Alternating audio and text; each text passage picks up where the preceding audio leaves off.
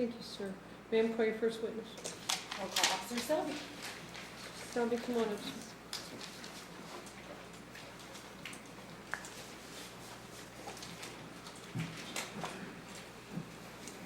Officer, you swear from the testimony you're about to give the truth, the whole truth, and nothing but the truth? I do. Have a seat, sir. Now, we've got, those fans are going, and I can't stop them. I have no control whatsoever on this system. So you might want to keep your voice up, because I want to make sure they can hear. If at any point you can't hear, because I'm a big mouth, I can make sure I can project my voice anywhere. But if for any reason you can't hear anybody, please let us know, and we'll make sure they speak up. All right? Go ahead. Your Honor, I'm curious if everyone can see the officer and the television. Can you all see that? We might, oh, Chris, we might want to close those blinds behind the jury, because it's probably putting the shadow of the light on there. So yeah, if you guys wouldn't mind, be careful. I think you got to pull them towards me. I think if you pull them towards me, oh, be careful. Don't hurt yourselves. Also can't verify if things are going to stay on the wall. We've lost things off the wall. That's better. So that'll eventually be on, so you'll be able to see it. Can you all see the officer and the great? Terrific. Yes, ma'am. Go ahead. Thank you. All right. Officer, can you please state your name for the record? Yes, Thomas Selby. And Officer Selby, how are you employed? Employed with the city of Newport. How long have you been employed with them? I've been employed with them for 2 years. Okay, and how long have you been a police officer? 19. 19 years. And what are your assigned duties? Night shift patrol. All right. And were you employed with Newport on 9/5, on September 5th of last year? Yes, ma'am. Okay. And on that date, did you have an occasion to be in the vicinity of East 8th Street in Saratoga? I did. Okay. Was that in Newport, Campbell County, Kentucky? Yes. All right. Did you have an occasion on that evening to come into contact with the defendant in this case, Carly Bryan? I did. Do you see Ms. Bryan in the courtroom? I do. Where is she? She's seated next to her counsel there in a blue suit. Okay, Your Honor, I just asked to let the record reflect that he has ID'd the witness, or I'm sorry, the defendant. Okay. About what time of day was it, officer, when you came into contact with the defendant? Early morning, When you say early morning? around 3 a.m. Okay. And how was it that you happened to be called into that area? Yes, we were dispatched. Somebody observed a female in a dark colored Jeep vomiting. Okay. And tell us about what you did after you got that call. I showed up and quickly observed the 300 block of York Street, which is right out here in front of the courthouse. Observed the only dark colored Jeep, which is right at the corner of York and East 4th Street. Okay. The light turned green and I began following the Jeep. Okay, and how long did you follow that Jeep? Followed her for 3 blocks until she turned east, or till she turned east on 8th Street. And then when we got into the 100 block of East 8th Street, she nearly struck a vehicle. Can you describe that a little more? Yeah, so what she did was, as she was traveling on East 8th Street, she drifted, almost striking vehicle, corrected, and came back before coming to a stop at East 8th and Saratoga. Was there other traffic on the road? No. Is there a reason? That the vehicles were parked along East 8th Street on the right-hand side. So it would have been a parked vehicle? Yes, ma'am. All right. And so you continue to observe? Yes. Tell us what else you observed. Okay, so when she got to the stop sign, which she stopped fine on East 8th Street in Saratoga, when she made the turn left, which would have been going north on Saratoga Street, she turned left into the southbound lane. Okay. A little bit about Saratoga Street, for those who don't know, it's got a large grassy median with a high curb. So if you make the turn into the opposite lane of traffic, there's no way unless you climb over that grassy median to avoid oncoming traffic. She did quickly change her direction, turning right and then back down the proper direction of travel, going north in the northbound lane. And is it at that point that you decided to activate your lights and initiate a traffic stop? Yes. Can you tell us a little bit about that? Yeah, she made a stop on Saratoga Street, pulling over and parking approximately 3 feet from the curb. on the right-hand side. And why is that noteworthy? It's noteworthy because there is actually only one lane of travel each direction on Saratoga, more specifically northbound in this case, and parking that far away from the curb would impede the flow of traffic. And on that evening, were you equipped with a body cam? Yes. How is that body cam activated and how is that information stored? Okay, so I keep it on my chest, approximately right here on my chest, and you have to activate it manually. So there's a button on the right-hand side of the camera that I would turn on, and then we would store it into a server. We would download it back at the police department, and it would be stored in a server for a period of time. Did you have that badge cam activated on this evening? I did.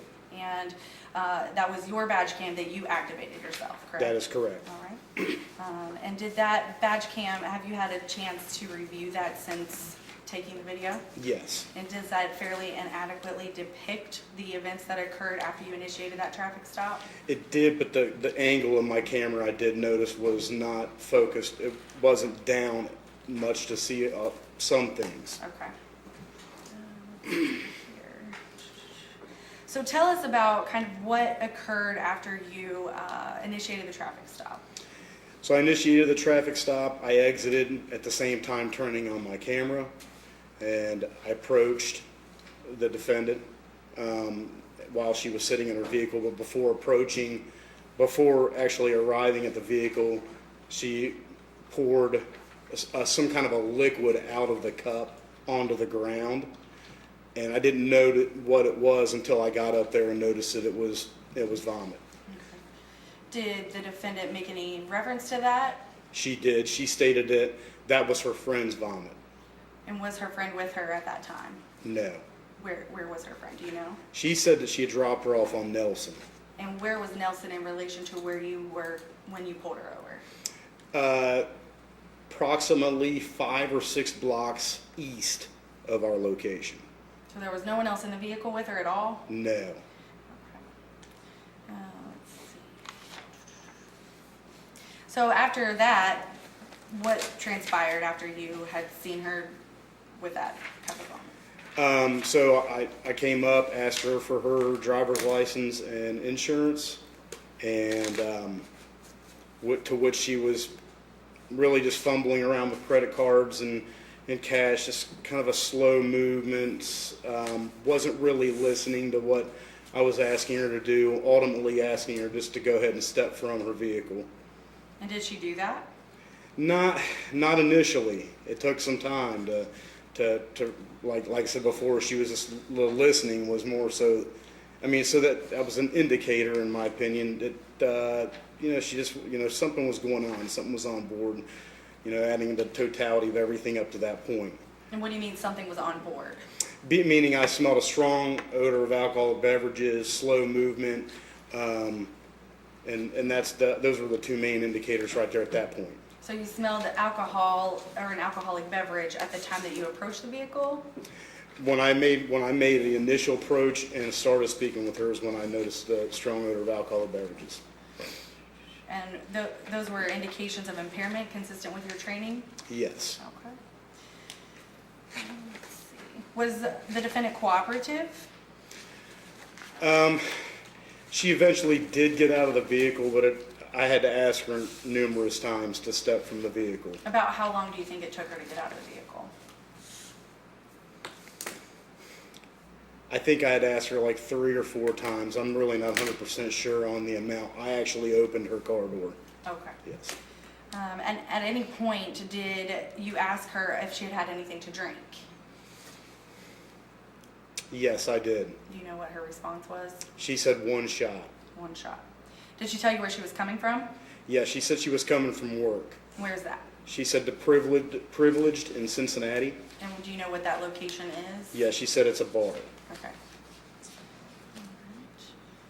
And were you able to initiate field sobriety tests? Yes. All right.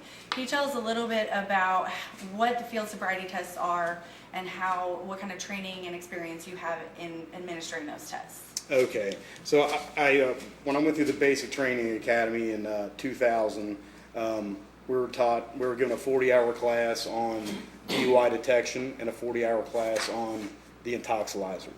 And then accompanied with working patrol for 19 years, we're taught, there are several field sobriety tests that you can offer. It's it's the officer's decision as to what test he needs to offer based on the environment, the climate, what have you. There's a whole lot of things that come into play. Basically, logistics of where they're going to be taking the tests. Meaning, if you're on a hill, it's probably not a good idea to go one leg stand or a walk and turn. But in this case, Saratoga's really flat. In this case, when I gave one of the field sobriety tests, the walk and turn didn't actually have a line. I always have the defendants, or have the person draw an imaginary line. It's not so much that they're walking off the line, more so that they're showing me other indicators. And are those field sobriety tests standardized, meaning do you give the same test to everyone, or how do you determine what test to give what person? In this particular case, I gave the defendant the same amount of tests the same tests I would, given the present conditions we were handed that night. The environment, the weather, the demographics of the roadway, those are all that I would normally give in a situation like that. And what are the divided attention tests? The divided attention tests are usually the first two tests I give, and that's the alphabet test and the numbers test. And what are those? Alphabet, I usually ask, like I said, repetition, it always just helps me remember. But my alphabet test, I have the person cite their alphabet from the letter D as in dog to the letter Q as in queen. And then on the numbers test, I have them count backwards, starting in the number 71 backwards to 58. And then they are supposed to stop at 58? Yes. Okay. Why are those tests given, do you know? Basically, they're put in place to see if the person is actually paying attention to what the instructions are given and are able to follow those instructions. Okay. In your honor, I would ask to publish some of the video to the jury, just the portion we've discussed so far. No objection from the defense, Your Honor. All right, and folks, and Ms. Bryant, if you can't see anything, ma'am, feel free to walk behind the bar, wherever you can see, right? I know you're at a funny angle, your attorney obviously knows that, but I wanted to make sure you knew you were welcome to move as well. All right, and once again, keep our fingers crossed that something works. All right, that the TV works. Yes. And it seems like anything electronic I break lately, so I'm sure somehow I've done something to it.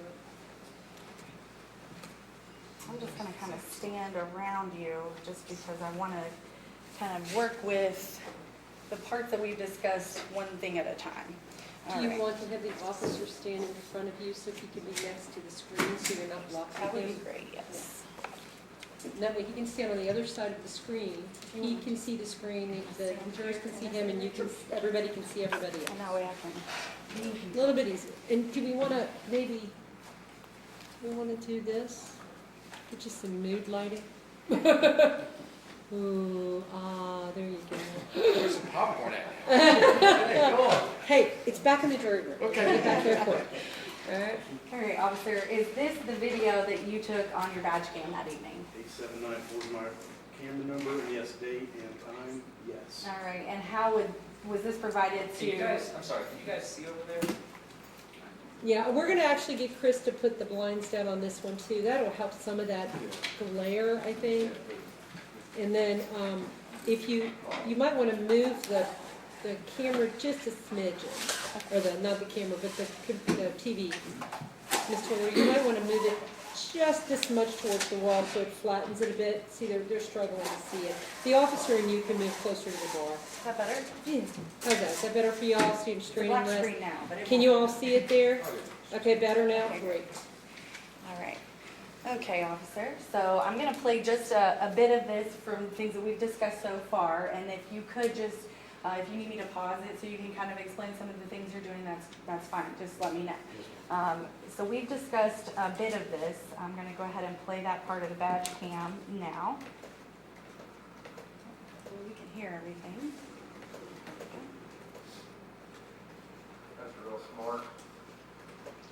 I said that. That makes sense. Shh. No. You can't just extemporaneously talk. You've got to wait, and then she'll ask you questions if she needs to. Sure.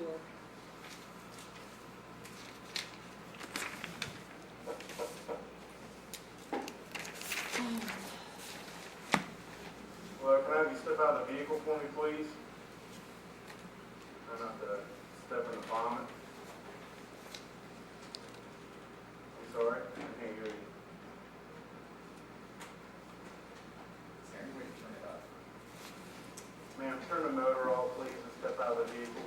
This is hard up as I can get You it. have to turn it up by there, and I can't hear you. the TV and the computer's got to be turned up as far as it'll It go. is, it is. Your friend vomited. Hank might know how to. Turn it up. Go ahead and step out here for me, okay?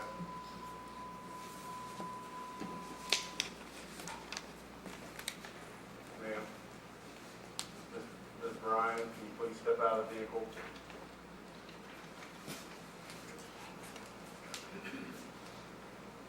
Let yourself, don't step in the vomit. Well, I mean, you poured it out on the street, so I'm just making sure you don't step on just all over the side of your vehicle. Where's your friend at? Where at? 604 Nelson? Okay. Okay. Why do we need to concern ourselves with the cash right now when I asked you to step out of the vehicle 4 times?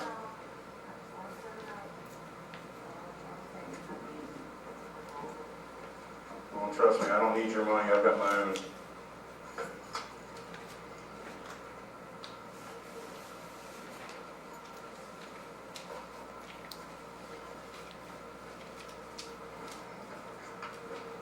All right, come back here for me. Okay. So do you know the reason why I stopped you? Do you know the reason why I stopped you?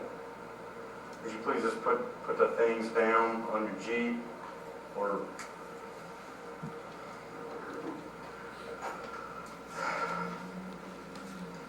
put the water down so I can talk to you?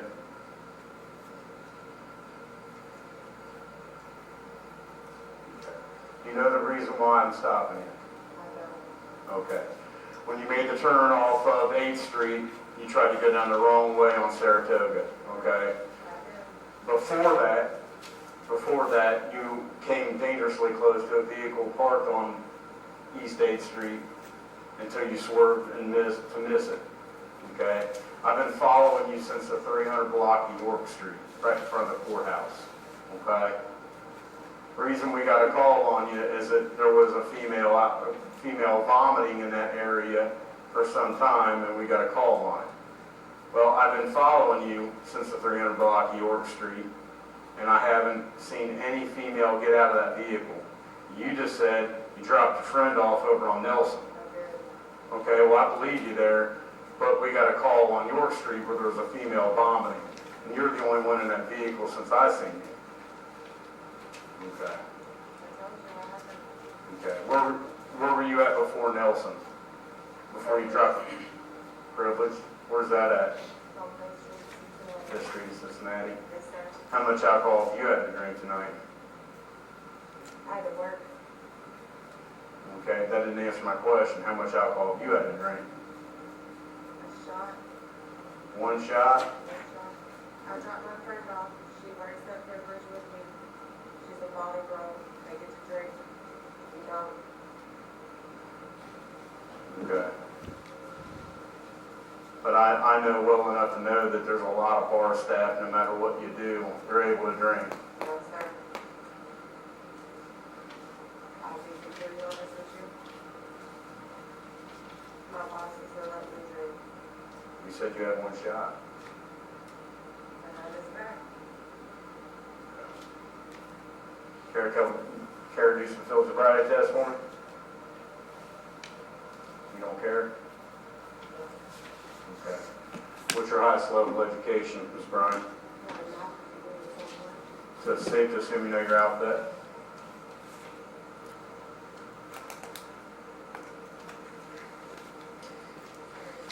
I have a master's degree in social work and a master's degree in behavioral family therapy, so So it's safe to assume you know your alphabet?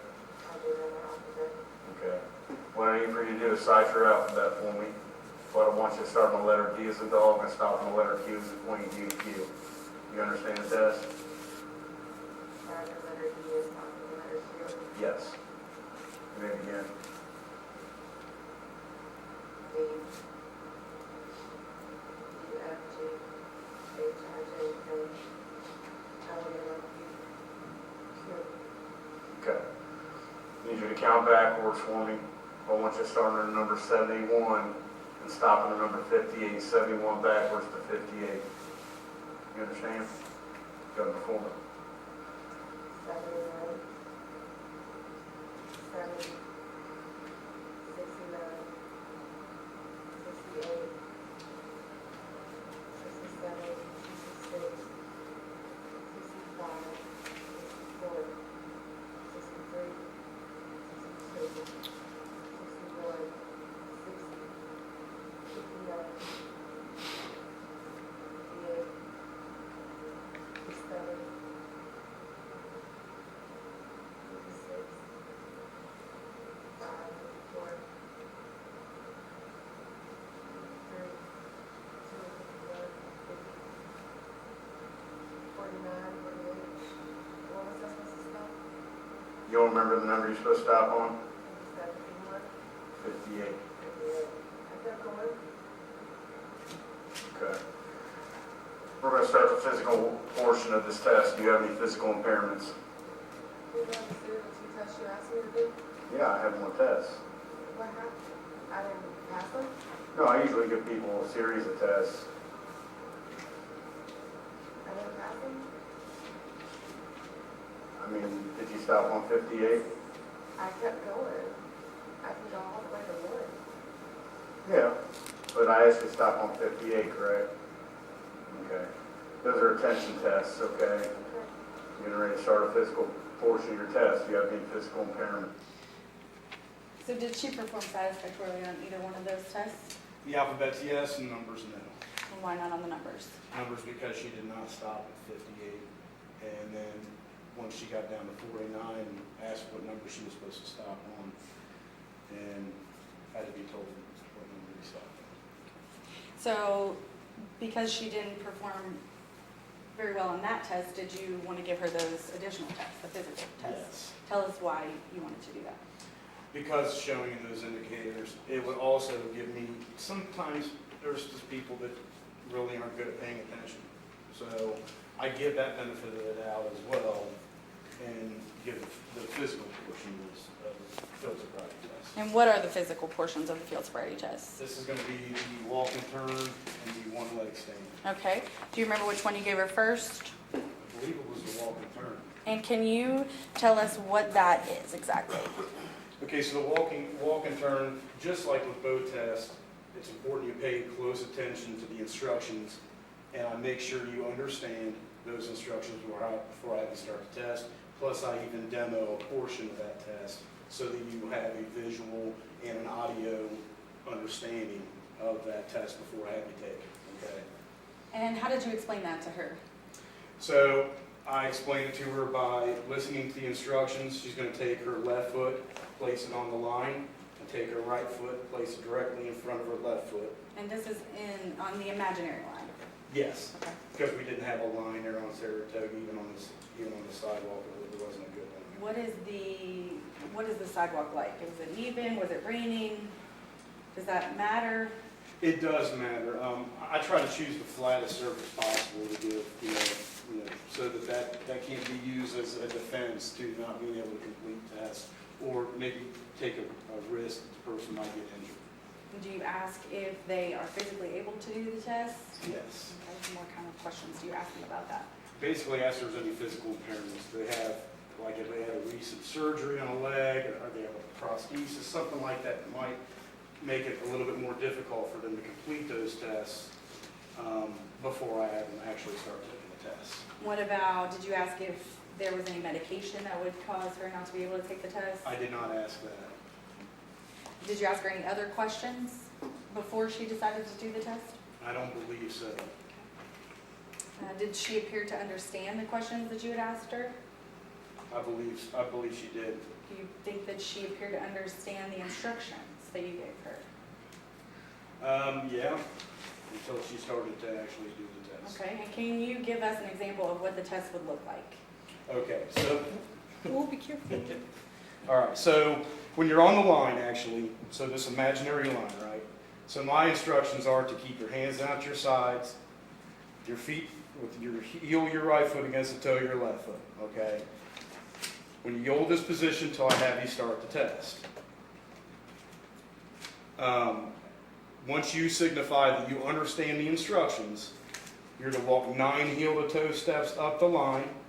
When you get to the 9th step, you're going to keep that left foot planted, taking a series of small steps, and then walking back up the line, 9 steps, okay? So I'm going to move a little bit out of the way because I got a little metal thing here. All right, so counting out each step by 1. Obviously, I'm going to want to keep an eye on where I'm walking at, okay? So you're counting out each step. 1, 2, 3, 4, 5, 6, 7, 8, 9.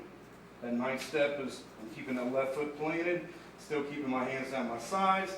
Take a series of small steps, turning around, walk back up the line 9 steps. 1, 2, 3, 4, 5, 6, 7, 8, 9. So once they're done with that, then the test is complete.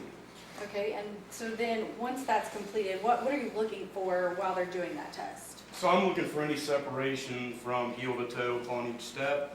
I'm looking for raising the arms, swaying, failure to follow the instructions as exactly explained, starting too soon. And how many clues of impairment are there with the walk and turn?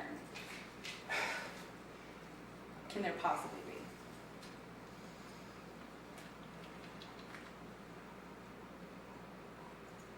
Upwards of 7, 8, 9, Okay. maybe 10. How many clues did you see from the defendant? See, not having my exact notes in front of me, I believe she had was started too soon, did not follow the instructions as to what was explained, because as you'll see coming up, she actually started walking backwards once she reached that back step, started going backwards. Like, whoa, wait a minute. Had to restart over again, explain the instructions to her again. She did miss some heel-to-toe step when she was walking, I believe. If I indicated that on the notes. Okay. All right, so I'm going to show that portion of the video now. Okay. So just give me a second here and I'll push play, and we'll stop before the next test.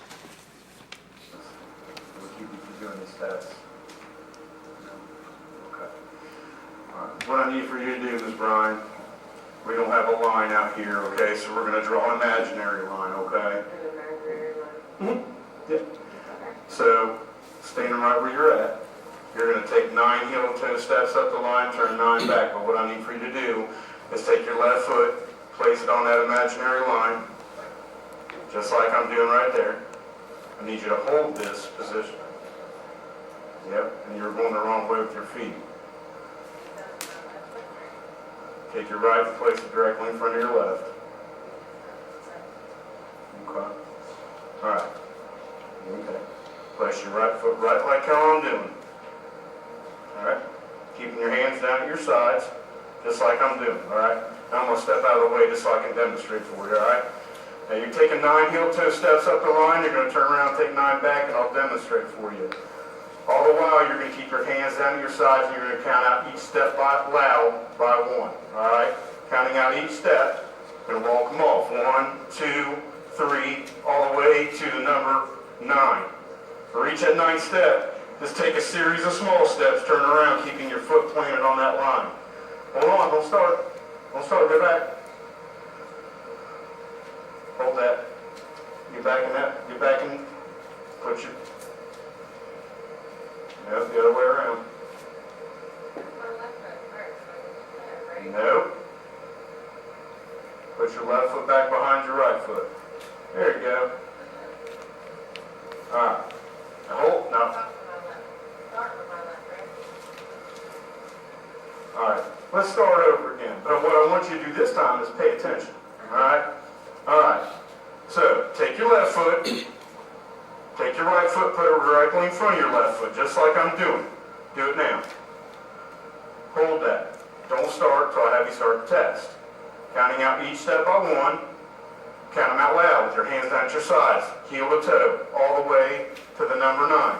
When you reach that 9th step, just keep that left foot planted and go back up 9 steps, counting out each step by 1, all the way to the number 9.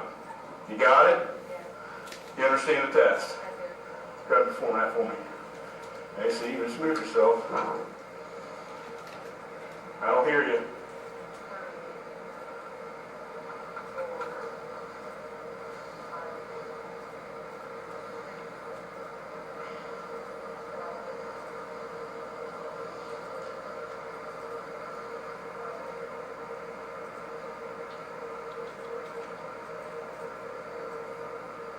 Did you go back? Did you not understand the directions I gave you? You said you did. No, not backwards. Did you see me take when I reached that 9th step, I told you to take a series of small steps, turning around, walking back up the line. Ah! Without falling.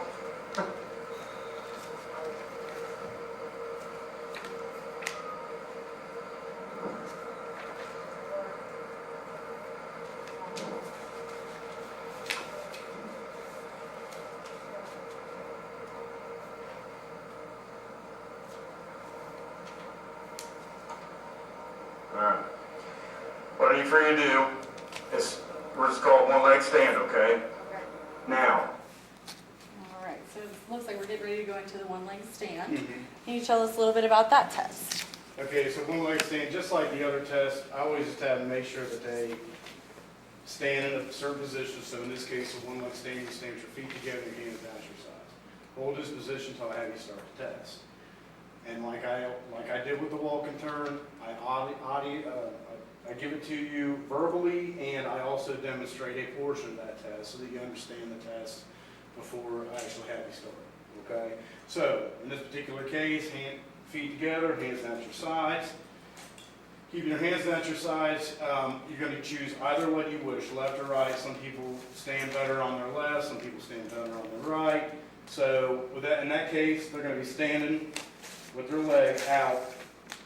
This is approximately 6 inches. We don't have a rule here, but I have them stand with their foot approximately 6 inches off the ground. They're going to count out loud, keeping their eye on their toe. 1001, 1002, 1003, 1004, 1005, 1006, 1007, all the way till they reach 1030. Now, any person counting, they're going to count a different cadence or whatever. So I always try to keep an eye on the time. Okay? So it's got to be 30 seconds, right around, it's got to be 30 seconds. Okay? It shouldn't go any more than 30 seconds. So sometimes people are only able to get to like 1020. I'm going to put my foot down now because I stood there for a minute. But in this particular case, I think I stopped it after 20 seconds because I got multiple indicators. And what were those indicators? Indicators was she put her foot down. I think what else? She started it. I'm going to try it from me. You have to forgive me. This test was actually not September the 5th, so we're looking at 3 months ago. So in this case, I believe she put her foot down. Did she sway?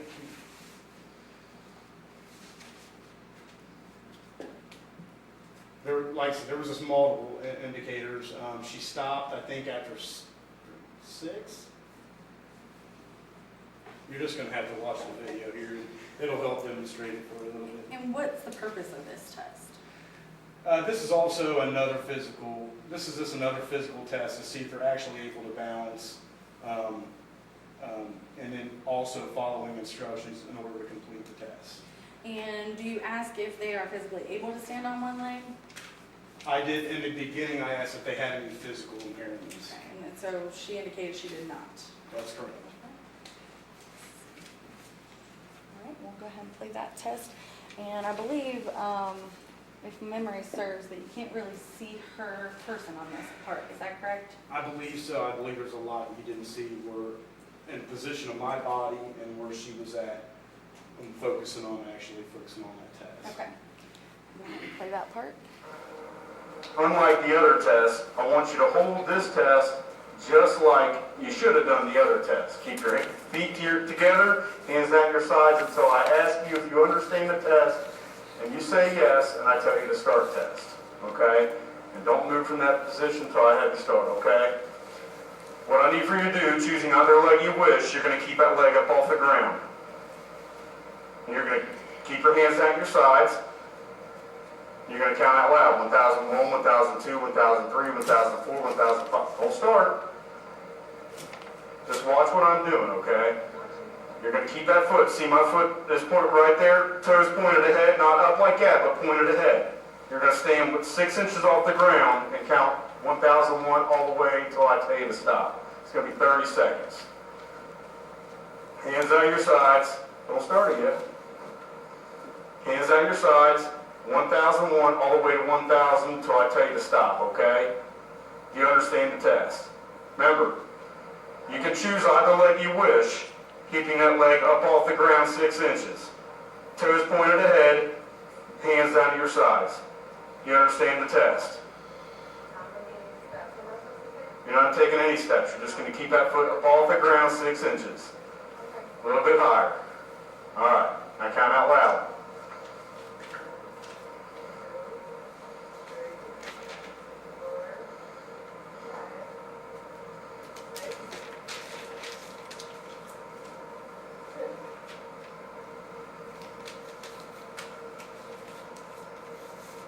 Why are you stopping? You told me to hold on for that? Do you recall if she had her foot still up after she stopped counting? No, she put her foot down. Okay, so once she stopped counting, she put her foot down. Yes. No. Count out loud 1001 to roughly 1030. I'm going to look at my watch for 30 seconds, okay? Okay. 1001. 1003. 1004. 1005. 1006. 2007. 2018.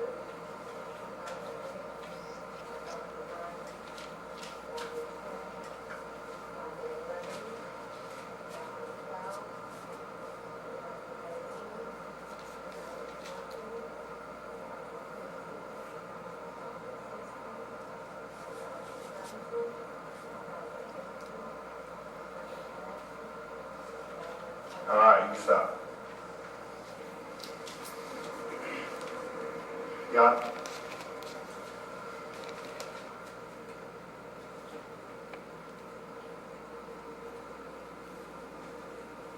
Ms. Bryan, was that your vomit or was that your friend's vomit? Okay. All right. So at this point, what did you decide as far as getting more field sobriety tests? I decided to give her the preliminary breath test. I'm not sure if I'm allowed to go back to the one leg stand. If you have something that you want to add, yes, sure. I do, okay. Okay.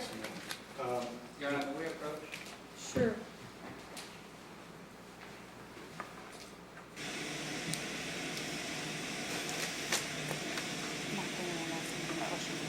Oh, I'm sorry. What's your objection? I believe it's not an objection, it's more of a comment. I believe that the door has just been opened to a discussion of the preliminary breath test since the officer has testified to it. I'm not going to ask any questions. That's fine. What did he just say?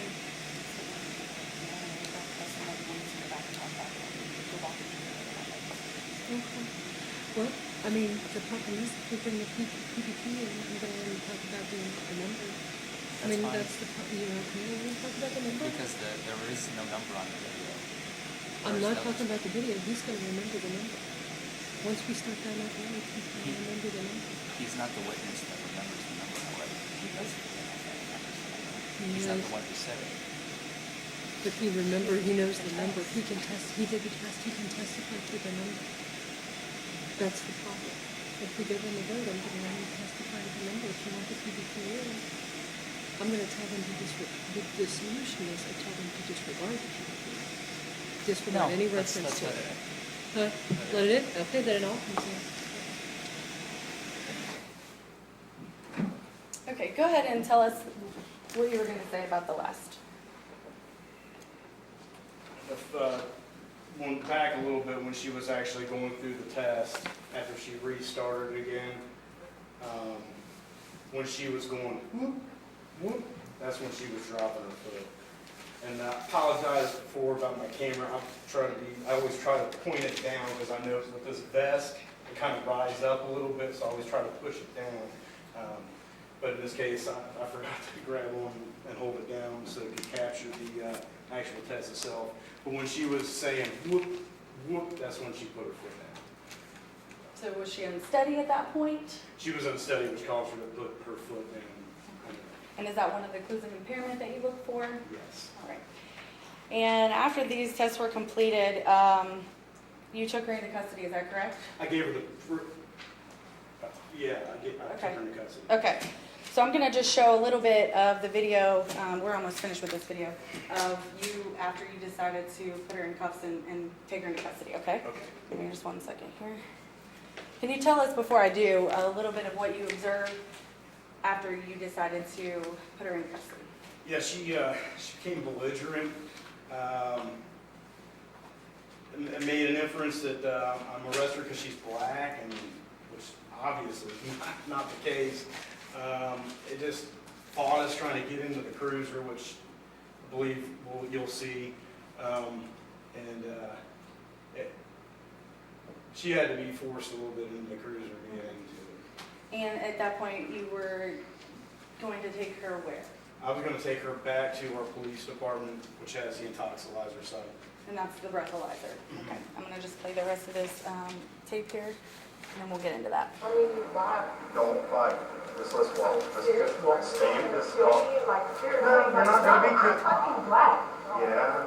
Oh, for crying out loud, so police don't kill black people? No. So can you show me what my phone says?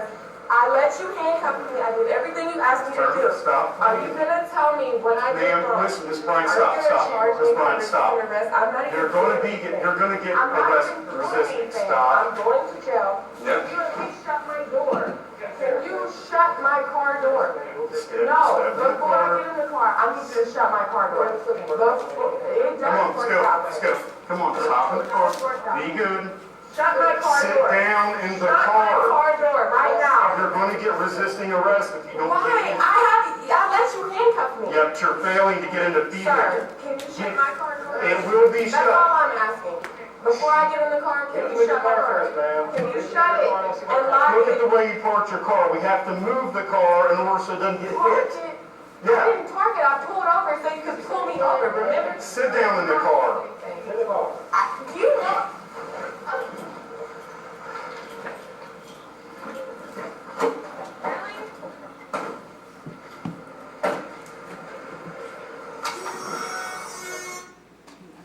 That was all of the badge cam, so I'm going to let you go ahead and sit back down if you want. All right.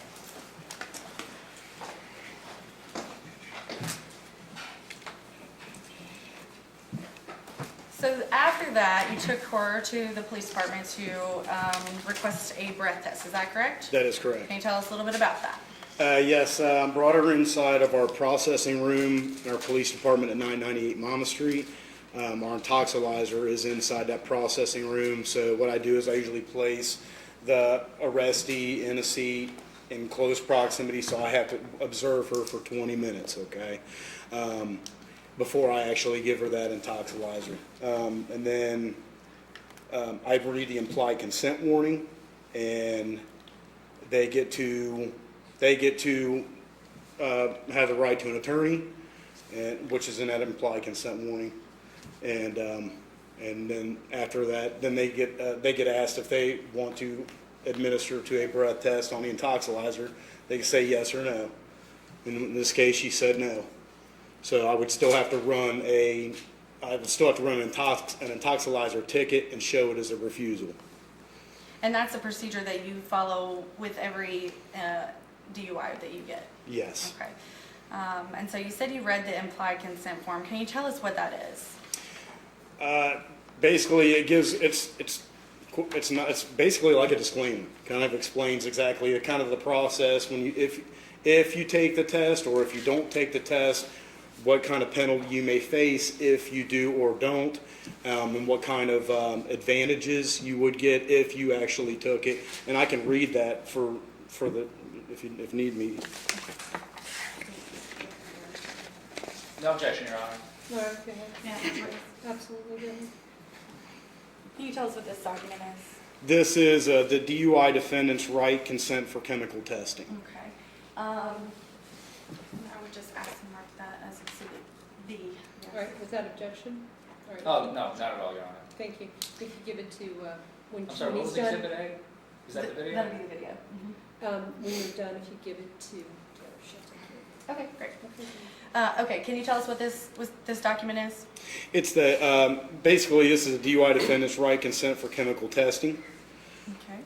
And can you read this, starting there where I will be requesting that you submit a test of your breath or blood?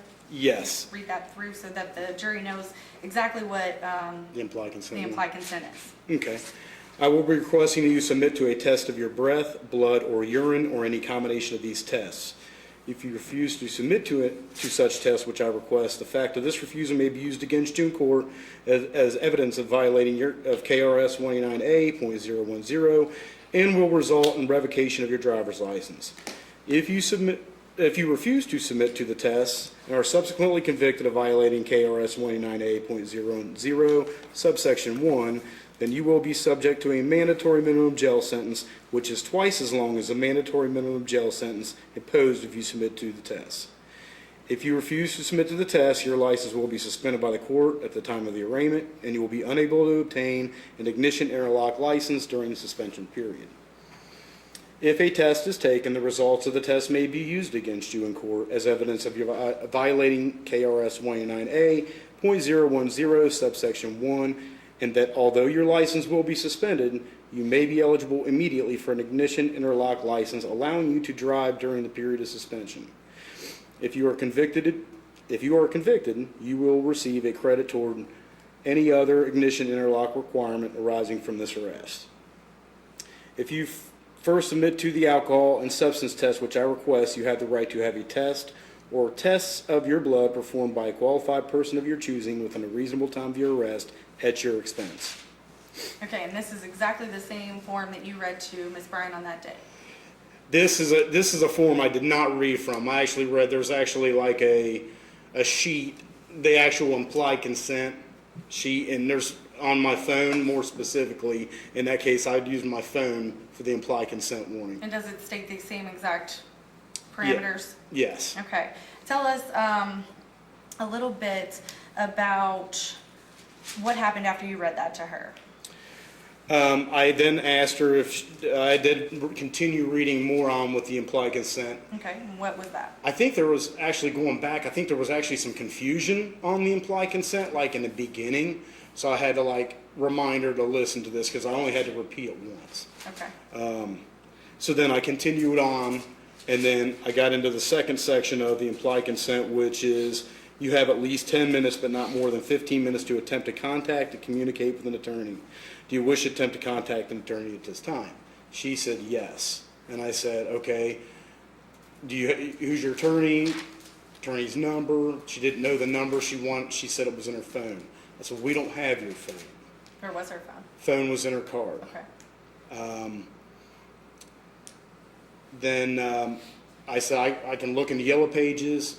She couldn't, I think there was some issue. She couldn't remember the name, say Creech or something. But I looked for any type of Creech in the yellow pages under the attorney section. I couldn't find it.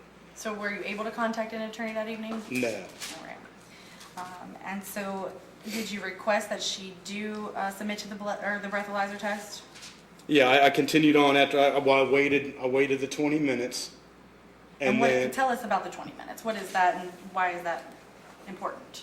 okay, 20-minute observation is basically to make sure that that person doesn't vomit, which would give a residual mouth alcohol, or they actually don't ingest anything into their mouth, like draw something into their tobacco or for more alcohol or drugs or anything like that. So I actually have to physically see them. It's not like they can be in one room of the building and I could be in another room of the building. I actually have to be in that same room with that person for 20 minutes. No less than 20 minutes. It can go more, but no less than 20 minutes. And were you able to observe her for that 20 minutes? Yes. At which point she refused the test. After that 20 minutes, I continued on with the implied consent warning. And I asked her in the last 20 minutes, did you bring anything, or did you put anything in your mouth, anything come up from your stomach? To which she said no. And I said, based upon the information which I previously read to you, I'm now requesting you submit to a test of your breath. Will you now submit to the test? And she said no. Did she appear to understand what was going on, the implied consent, and what you were saying to her? I believe so. Did she ask any questions about that? Not that I can recall. Okay. Did she ask you to repeat anything that you had told her? Like I said in the beginning, I think I don't know if she actually asked me to repeat. I think there was some confusion, like she didn't understand something. So then that reminded her, listen, pay attention. I only have to read this to you once. Did she make any statements about why she wouldn't take the breath test? Yeah, because I think she was still inquiring about certain things. Okay. Do you remember what the reason was that she didn't want to take the test? There was a test that I had given her that she wanted to know the outcome of. Okay. Did you base your opinion of the defendant's impairment solely on the refusal to take the test, the breathalyzer test? No. Okay. What did you base your opinion on? From the first moment I seen her in the 300 block of York Street going south to where she turned east on 8th Street to where she nearly struck a vehicle in the 100 block of East 8th Street, and then turning north in the southbound lanes on Saratoga, and then her parking along the curb approximately 3 feet from it to where she poured vomit out, my approach on the vehicle, the odor emanating from her while she was in a vehicle, to the field sobriety test showing numerous indicators, to where she was belligerent upon placing her in handcuffs, and all those came into play in making my decision that she was driving under the influence of alcohol. So it was more of a totality of circumstances. Yes.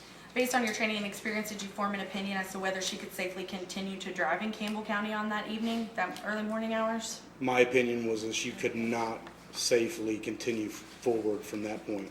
And at that point, did you determine that you would charge her with driving under the influence and reckless driving? Yes. Were there any other additional charges that you charged her with that night? When you guys observed the video, she was warned that she could have been charged with resisting arrest. Just because she was in handcuffs, once it gets beyond that point, if they're still continuing to fight you and where you have to force them to do certain things like put him into a cruiser, that is still falls under the statute for resisting arrest. Okay. But you didn't charge her with that? I didn't charge her with it. If I could have just one moment.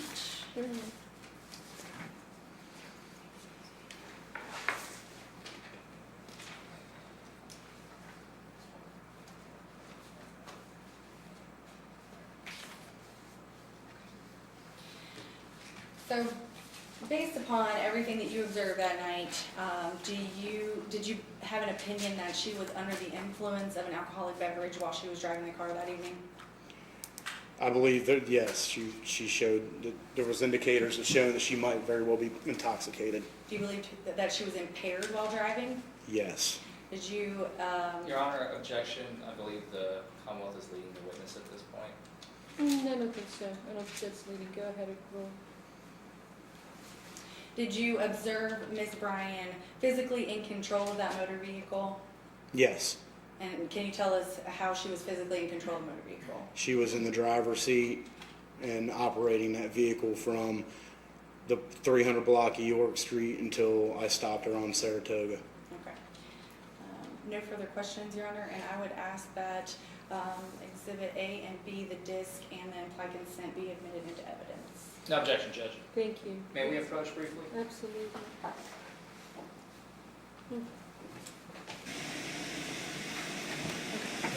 Take just a 2 to 3 minute recess. Council needs to use the restroom. Oh, sure. Okay, no problem. Okay, because they can get a snack then.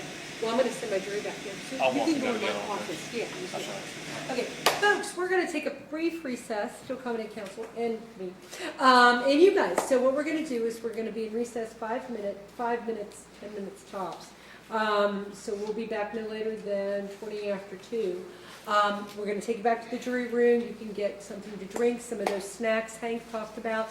Please bring them back in here with you so we can get you something in your stomach, right? Don't talk about the case. Don't think about the case. We're just starting stuff. All right? Court's in recess. Hank, will you take it back for me? All rise for the jury.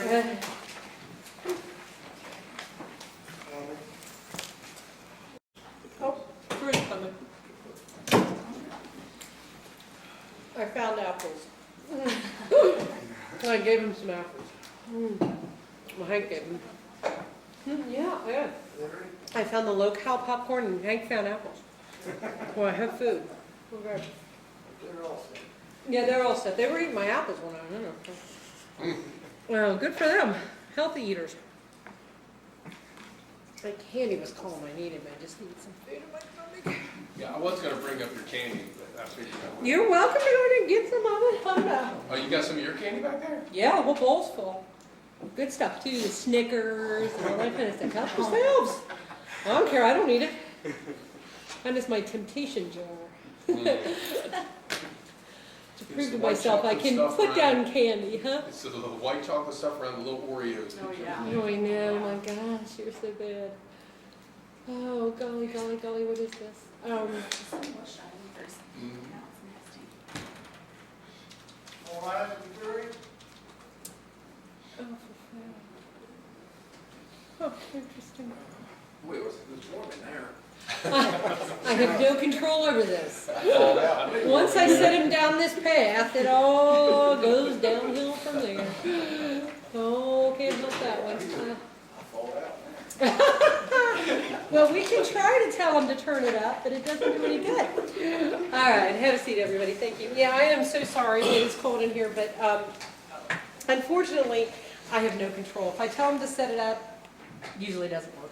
Or it does 8 hours later. After you're all gone, it'll be a furnace in here. So I apologize for it being cold.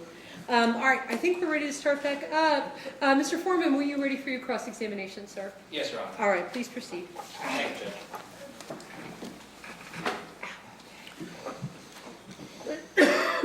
Pardon me. Good afternoon, officer. Afternoon.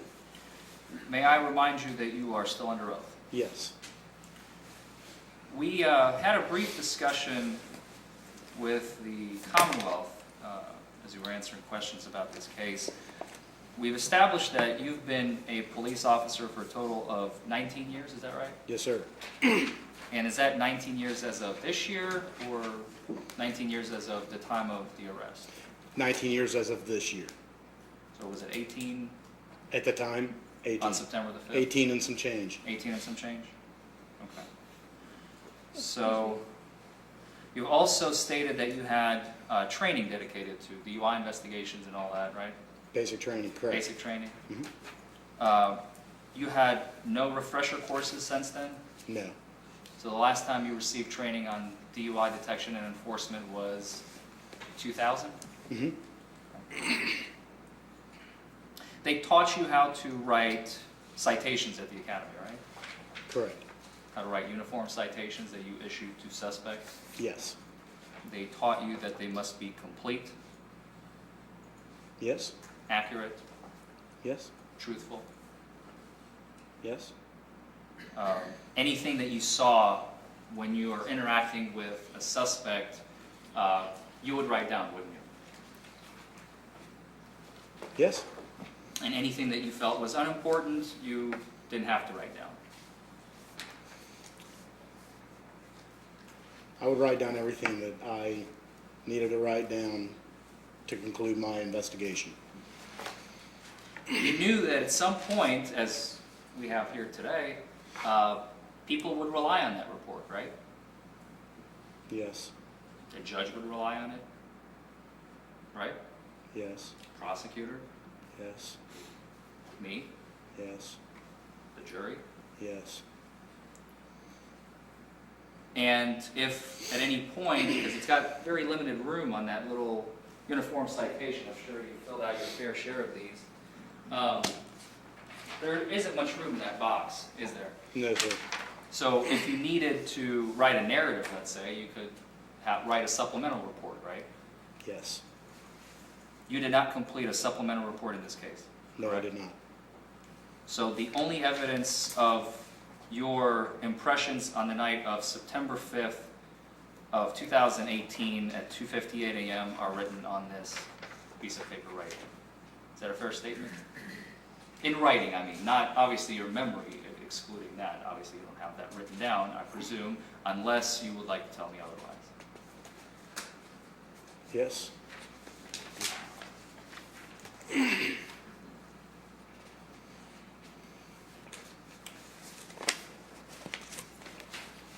At the time of the stop, well, actually, let's back up a little bit.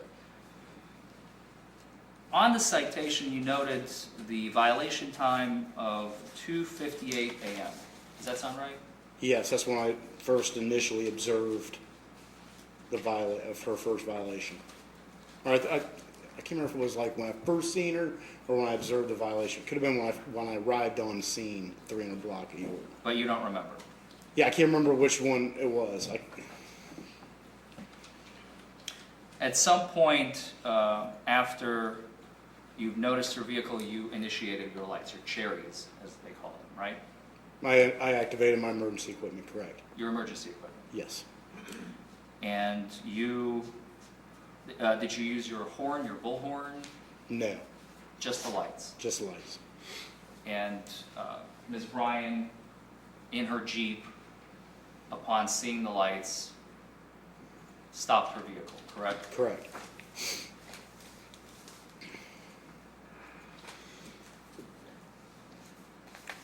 You've stated, and by the way, is that video equipment still It should be. hooked up? Okay. Yes.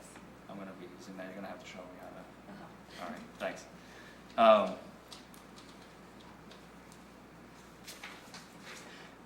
After you have, well, let me ask the question this way. We obviously have video in this case, as we have seen, correct? Correct. That's your badge cam. Is that what they call it? Yes. You have turned it on, as we have seen, approximately, I'm guessing here, 10, maybe 15 seconds prior to approaching the Jeep, right? That's fair and accurate. And you did not have an interaction with Miss Bryan prior to that, correct? Correct. You didn't know what she looked like, what her name was, nothing. No. Did you run her plates before that? I believe I did. So you would know her name, wouldn't you? Yeah, I guess I would. But that doesn't really say that she'd be driving the vehicle. It just tells me that's the owner of the vehicle. That is true. After you have approached the vehicle, you've stated on direct examination that you asked for, I can't recall if it was license and insurance or license and registration. License was definitely in there, and one of the insurance and registration. Do you remember that? Yes, I do. And that was not in the video, was it? That was not in the video. That was my mistake. Correct. Okay.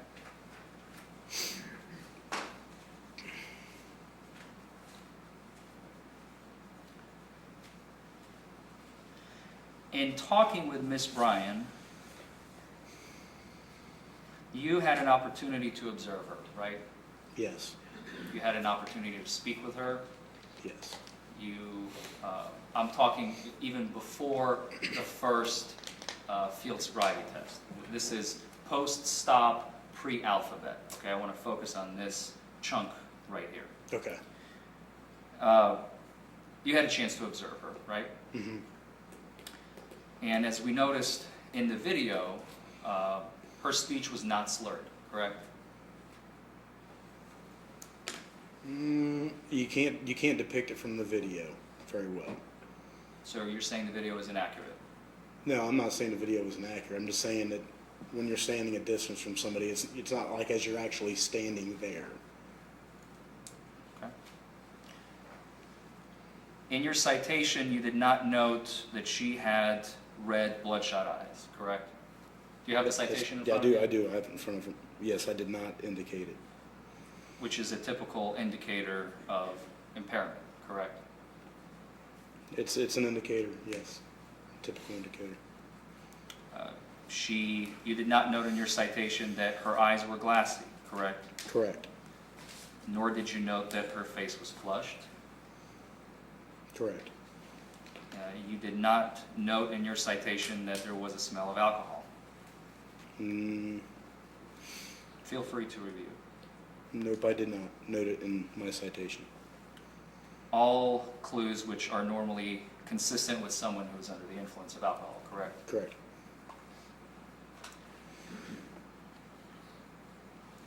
Now let's, this is kind of going to bleed over a little bit into the alphabet and the number field sobriety test that you initially performed. She was standing upright, as we saw in video, the entire time, right? Yes. She didn't sway. No. She didn't fall. No.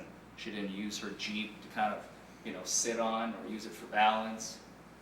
Not that I can recall, and I didn't indicate it anyway, so no.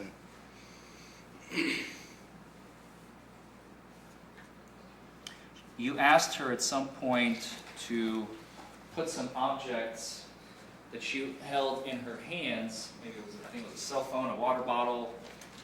Definitely a water bottle, I remember Yes. that. And you asked her to set those items in the back of her Jeep, you remember? Yes. And she complied with that request. Not initially. Initially, she put the half of the items on the back of the Jeep, and then you asked her to put the water bottle, and she complied again, right? Yes. Fair statement? Fair statement.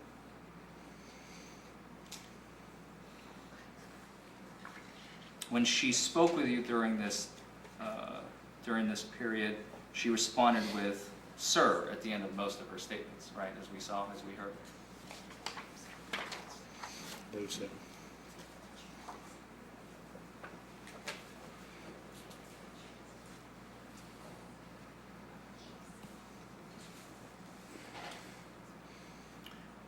At the initial conversation, pre-field sobriety tests, you asked her if she had anything to drink that night. Do you remember? We saw it in the video Yes. this afternoon. I keep saying morning. Yes, I do remember. And she admitted to having one shot at a bar called Privilege. You Yes. recall that? I do. She didn't tell you what time she took the shot, No. and you didn't ask her. No. You also didn't ask what type of shot it was, Nope. and you didn't ask her either, and she didn't tell you, right? Right. Sorry, I forgot which question I asked first. And as we discussed here, I believe you were in the courtroom during our questioning of the jury panel in voir dire. You are aware that it is lawful for an individual to consume an alcoholic beverage and then operate a motor vehicle so long as they're not under the influence, correct? Correct and honest.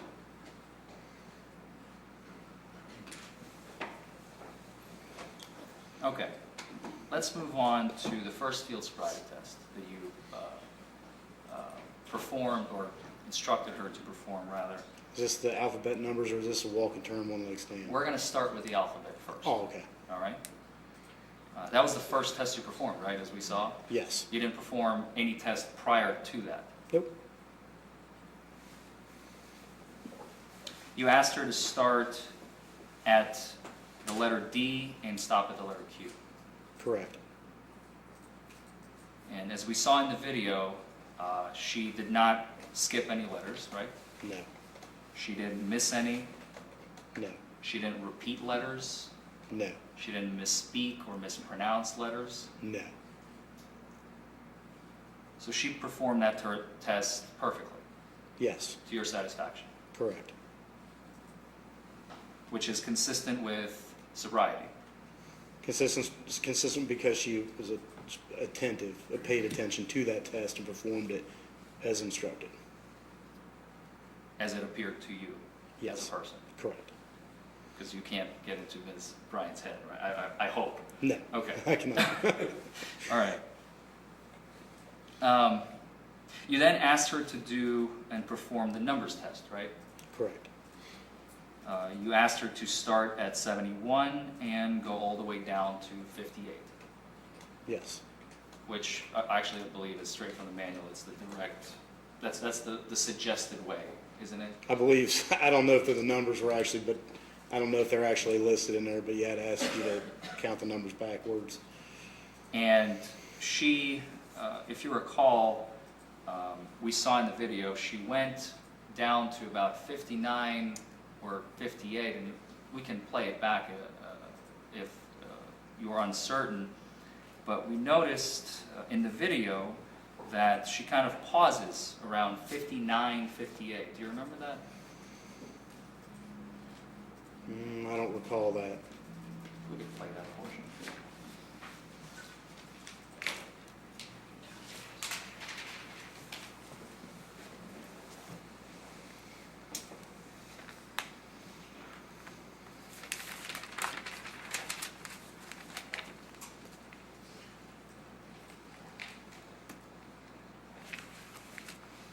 I can take it from here if you want. I just need to make sure. Thank you.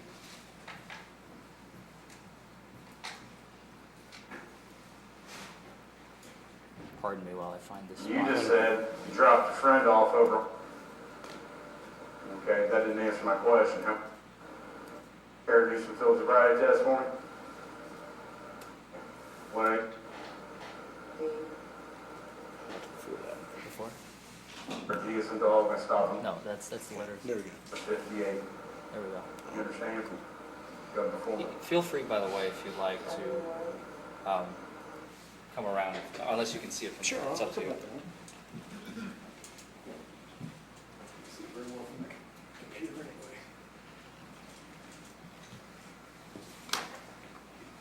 Can you see it okay? Yes. You guys see it? Yes. 70, 69, 68, 67, 66, 65, 64, 63, 62, 61, 60, 59, 58. Right there. Did you notice that slight little pause? She ended up going all the way to 47 though, right? I believe that was 49 actually. Or 49. Yeah, I think it was 49. During that test, she didn't skip any numbers. Mm, I can't remember if she started off on 71 or she started on 70. I don't think she's. Do you want me to play it for you again? Yeah, I can't remember if she started on, That's because fine. that's an We can indicator play it. too, so I can't remember if she started on 71 or 70. Let me roll it back. Or number 71 and stop on number 58, 71 backwards to 58. You understand? Go before me. 71, Okay. 70, So she started at 71. And she did not miss any numbers going back. She did not miss any numbers going back all the way down to 47, but not as instructed. Yeah, it was either 47 or 49. I can't remember which number she stopped Or, on. but I'm she- sorry, yeah, that's the okay. one I have in my notes, that's why I'm clinging to it, I apologize. But if it was 49, it was 49, I don't Okay. recall. She didn't skip any numbers, right? You just said that? Yeah, she did not. She didn't miss any numbers. No, she did not. She didn't repeat any numbers, No, she did not. or misspeak, or mispronounce them, No, she did not. again, which is consistent with sobriety. Except she didn't stop where I asked her to stop. You then performed a physical test, well, 2 physical tests, right? Correct. The walk and turn and the one-leg stand, Yes. both of which are standardized. Yes. And again, those tests you've learned at the academy in 2000, right? Correct. You've never had a refresher course during your 19-year tenure, No, sir, I did not. okay, Or have as to. a police officer. Correct.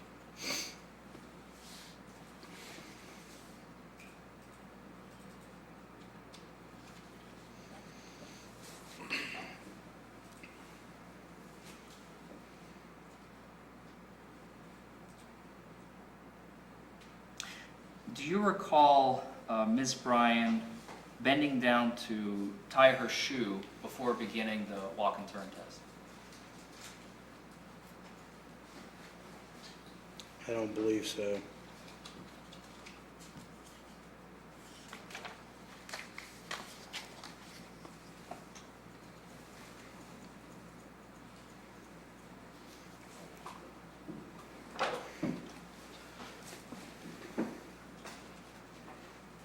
During the instructional portion of the first physical test, which was the walk and turn, Yes. as we saw in the video, she did not sway during the instructional phase, correct? I'm not sure the video depicted that at all. The portion that we've at least seen. That is, I believe so. She didn't fall, No. she didn't stumble, No.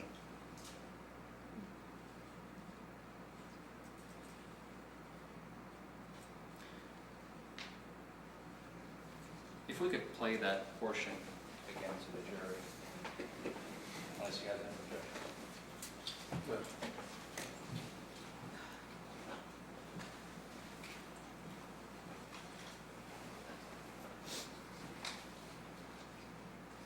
Two, three, all the way to, take 9 heel to, I asked you to stop on 58, correct?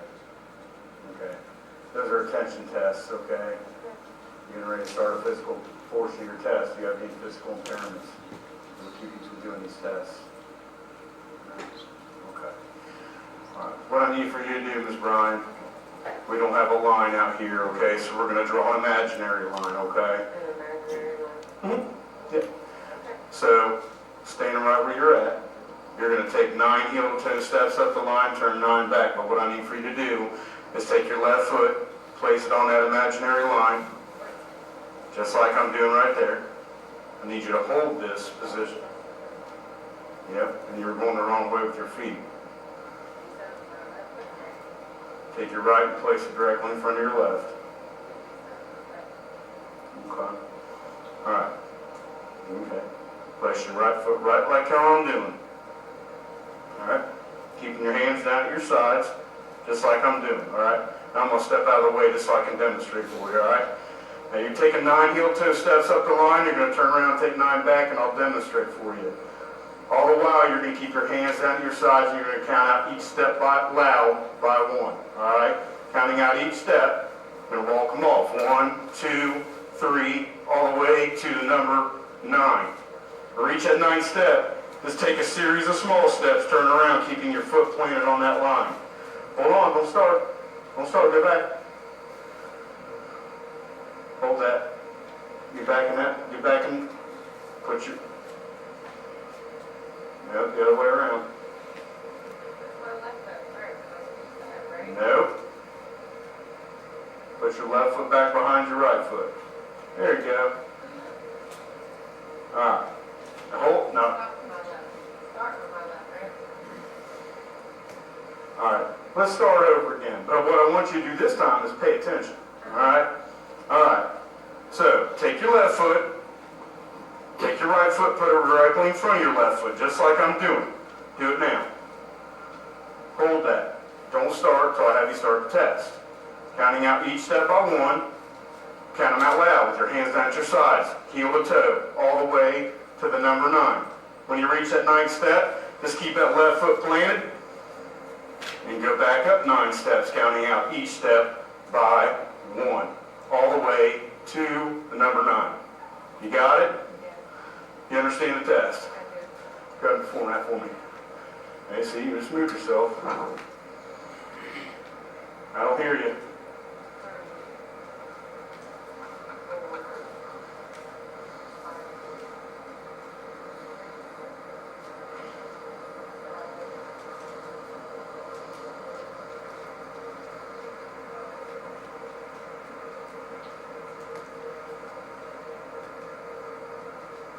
Did you go back?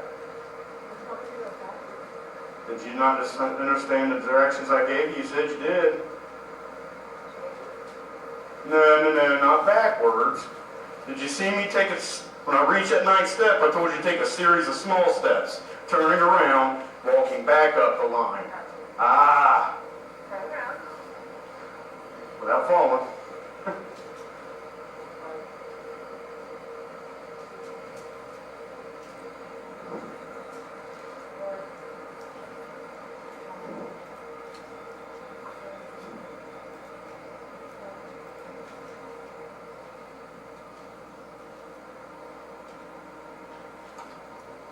Alright. What I need for you to do is, we're just called one leg stand, okay? I'm going to pause that right there.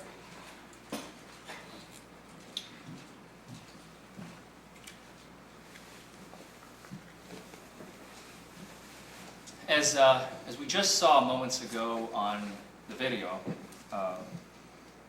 we could see, officer, that her movements were very well coordinated. Would you agree? Yeah, movements were very well coordinated. They were deliberate. Yes. She didn't use her arms for balance. No. She didn't stumble. No. She didn't fall. No. She had great balance.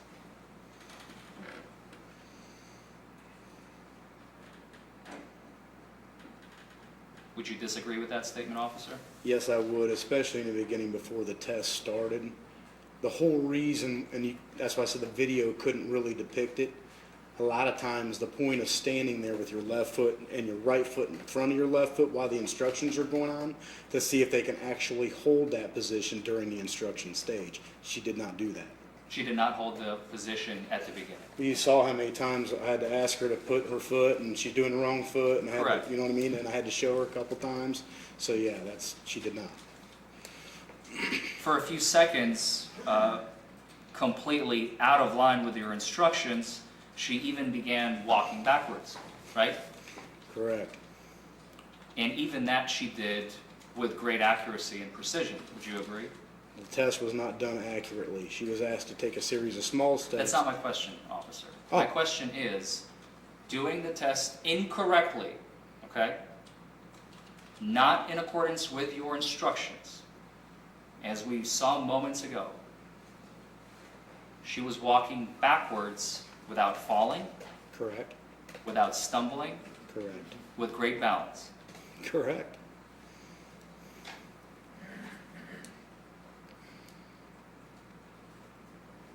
Then you stopped her and you explained to her she needs to turn it around. Remember what I told you, take a series of small steps and walk forward, Correct. which she did. Correct. And again, with perfect balance. Yes? Yeah, appears she did okay up to that No point. falling, No falling. no stumbling, No stumbling. no having to catch yourself to regain balance. No.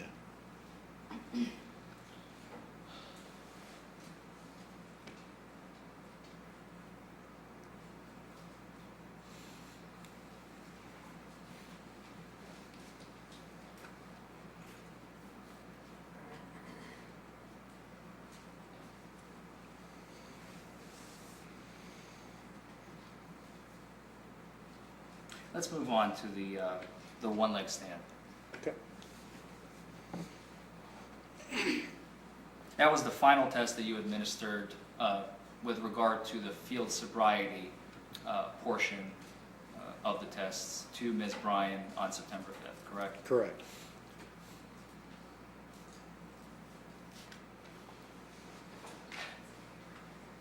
I'd like to play that portion for the jury. Step out.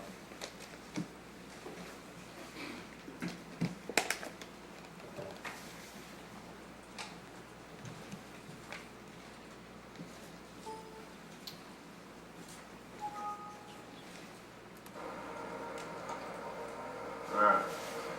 What I need for you to do is, what's called one leg stand, okay? Now, unlike the other test, I want you to hold this test just like you should have done the other test. Keep your feet together, hands at your sides until I ask you if you understand the test, and you say yes, and I tell you to start test, okay? And don't move from that position until I have you start, okay? What I need for you to do, choosing either leg you wish, you're going to keep that leg up off the ground. And you're going to keep your hands at your sides. You're going to count out loud. 1001, 1002, 1003, 1004, 1005. Don't start. Just watch what I'm doing, okay? You're going to keep that foot. See my foot is pointed right there? Toes pointed ahead, not up like that, but pointed ahead. You're going to stand with 6 inches off the ground and count 1001 all the way until I tell you to stop. It's going to be 30 seconds. Hands at your sides. Don't start it yet. Hands at your sides. 1001 all the way to 1000 until I tell you to stop, okay? Do you understand the test? Remember, you can choose either leg you wish, keeping that leg up off the ground 6 inches. Toes pointed ahead, hands down to your sides. Do you understand the test? You're not taking any steps. You're just going to keep that foot up off the ground 6 inches. A little bit higher. A little bit higher was the last statement you made just there, right? Mhm. So her foot was already off the ground at this point. That was the third time she had tried to do it, and she was wanting to see how far I didn't ask her to start the test. So that's another indicator. Starts too soon, 3 times. Okay. Even though we can't see in the video, we do have, we can see another officer in the back there somewhere, Yes. right? Who is that? That's Officer Kenny Honchel. Okay. Is he present in the courtroom today? He is Your not. knowledge? He is not. With respect to the, prior to beginning the one leg stand, if you don't mind remaining there, but you don't have to crouch.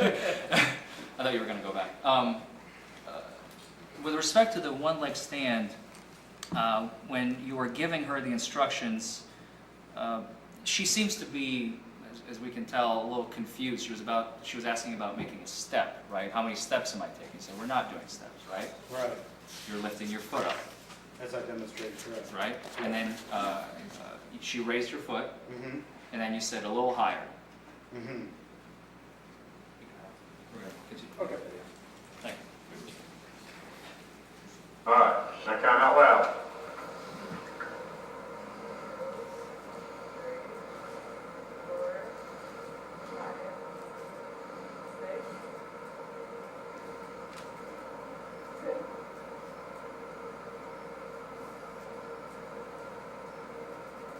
Why are you stopping? You told me to hold after that?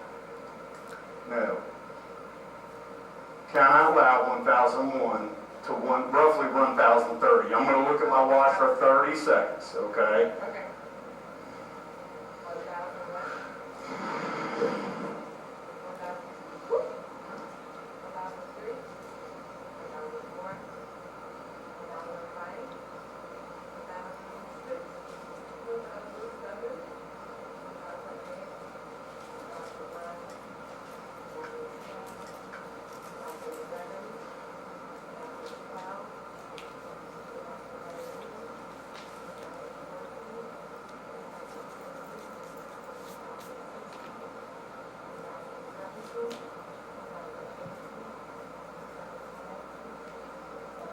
All right, you stop. You can have a seat, officer. Thank you. Sir. So by my calculation, the last portion, when she actually held her foot up the entire time, was approximately 43 seconds. Does that sound right to you? No, it is not. So she put her foot down throughout the entirety of this test? Is that your testimony here today? Okay, I'm sorry. Maybe I didn't understand the question at first. Can you please repeat? My question is, as you've already indicated, she restarted the test at least 3 times, correct? Or she did the test? She tried to start. She tried to start the test at least 3 times? Yes. Or 4 times, is it? I think it was 3. 3? Mhm. Okay. The third time, where she did not stop counting and she went all the way from 1 to 20, you asked her to stop the test when she got to 20, correct? No. No? No. What I asked her to do was, I did stop her when she reached 1,020. As you could see, her pace was a little slower than probably a wristwatch would Naturally. be.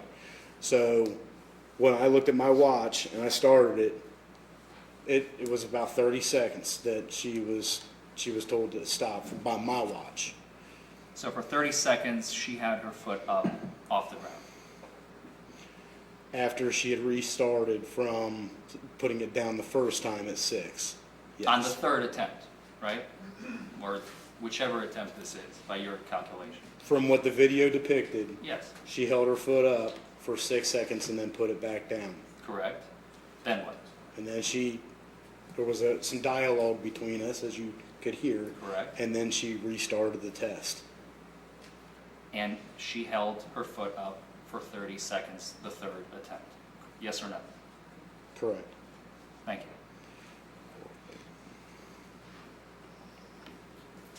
She never, oh, strike that.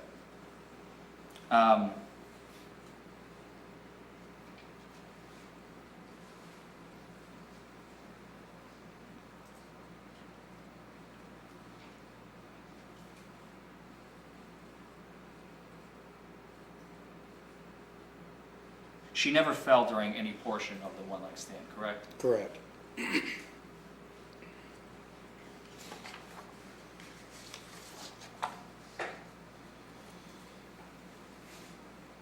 Now, back in 2000, you may recall, the National Highway Traffic and Safety Administration puts out this manual that you were trained on. Do you know what I'm talking about? I believe so. It was supplied by the Department of Criminal Justice Training in Richmond at that time. So, DOCJT. Yeah. yes, I'm not sure if it came from NHTSA or not. Do you remember having a 40-hour course? I think you actually, on direct examination, you mentioned you took the 40-hour course, right? I did.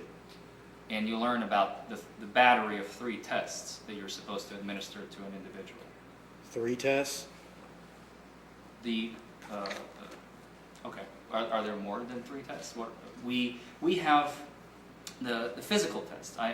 There are the mental tests. I should probably clarify, my apologies. You have mental tests and you have physical tests, right? Attention tests and physical tests, correct. Right, And then you have mechanical tests. right. One of the tests is a horizontal gaze nystagmus. Are you familiar with that test? I'm very familiar with that test. Okay. You chose not to administer that test in this case, correct? That is Objection, correct. Judge. May we approach? Yeah, come on in. Court has a standing order, no reference to HGM. No, we've never had it out, we've never let it in. Okay, That's why we did it. that's fine. I've never received the order, so. Well, you didn't ask, but I mean, that's what's going on. Now we need to explain it to the jury. Yeah, I need to explain it. I'll give them an admonition. It's okay. Oops, you all right? Okay, ladies and gentlemen, now, Mr. Forman referred to something called a horizontal gaze nystagmus test. It's called an HGN. It's a type of field sobriety test that's sometimes given by officers. Here in Campbell County, we've never had a hearing to determine its scientific viability in order for the court to allow it in for its gatekeeping function. And Mr. Forman had no way of knowing that, and that's all on me, not him. And so, my apologies. Just ignore that part. All right, so pretend you didn't hear any reference to that, and I'll explain it to you when we're all done. But for right now, the court does not allow any discussions of an HGN to be considered as evidence before a jury. Okay? Go ahead, Mr. Forman. I Thank you, apologize. Judge. My apologies again. Nope, it's okay. Okay, let's move on.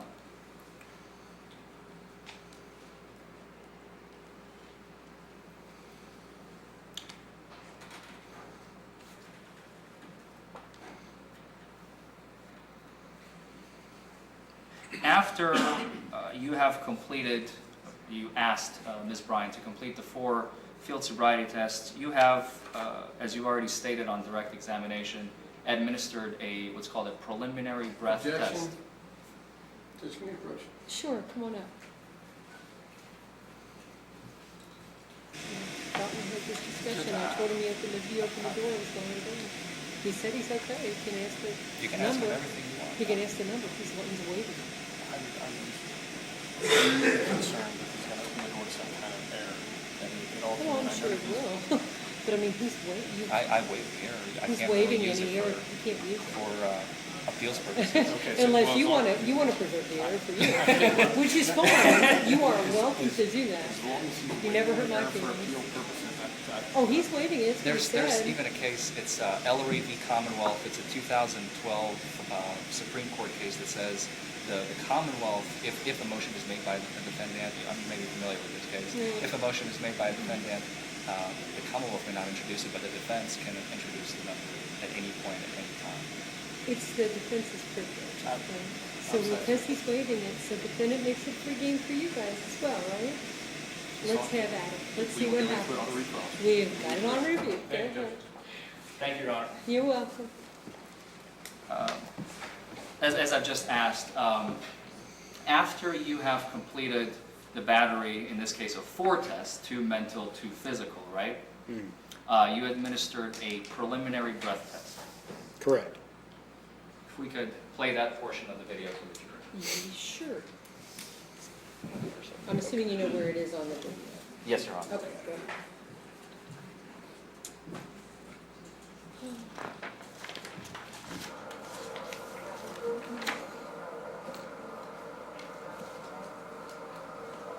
All right, you stop. Got it?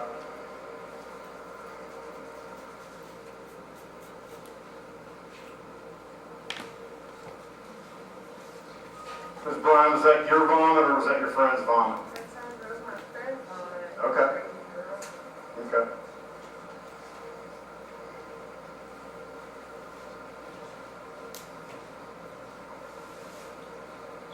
Thank you, sir. Yep. Where you going? Come here. Come here. Come here.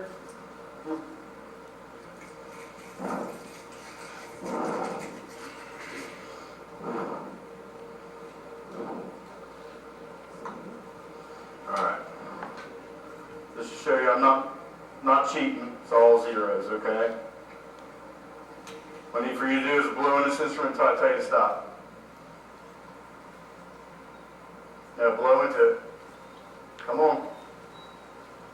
Don't draw in. You're gonna draw other people's nastiness through your mouth. That's gross. Blow out. Keep going, keep going, keep going, keep going, keep going, keep going, keep going, keep going, keep going, keep going. Keep it. Come on. Keep going.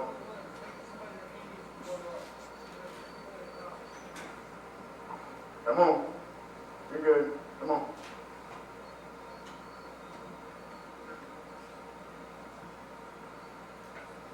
All right.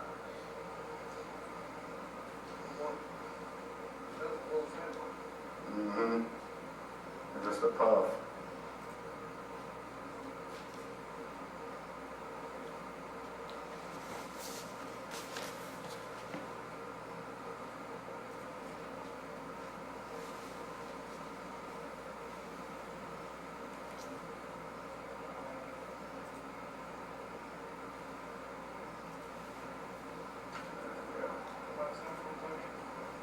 All right, turn around, Ms. Brown. All right, stand up. Don't fight. Don't fight. Just, Hold on, can I get my feet on my no, sir? just put your hands behind your back, okay? We'll secure everything up. We'll secure everything up. Let's stop it right there. We're going to come back to that in a moment, officer. You can have a seat. Thank you.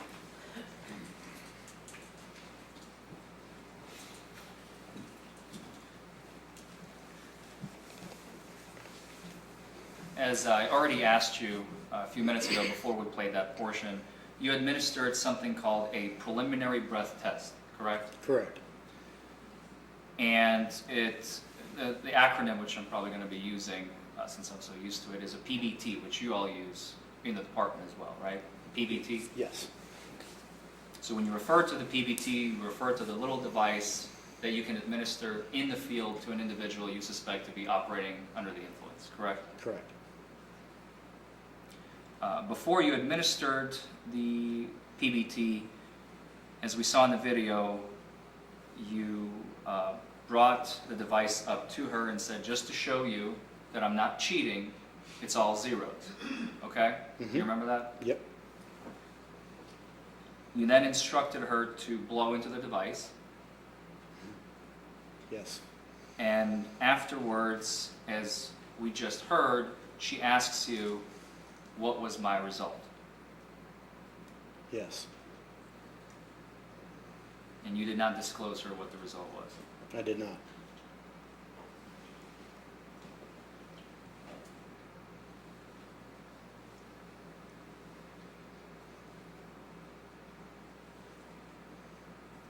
Let's go to the arrest sequence. So you can have a seat here.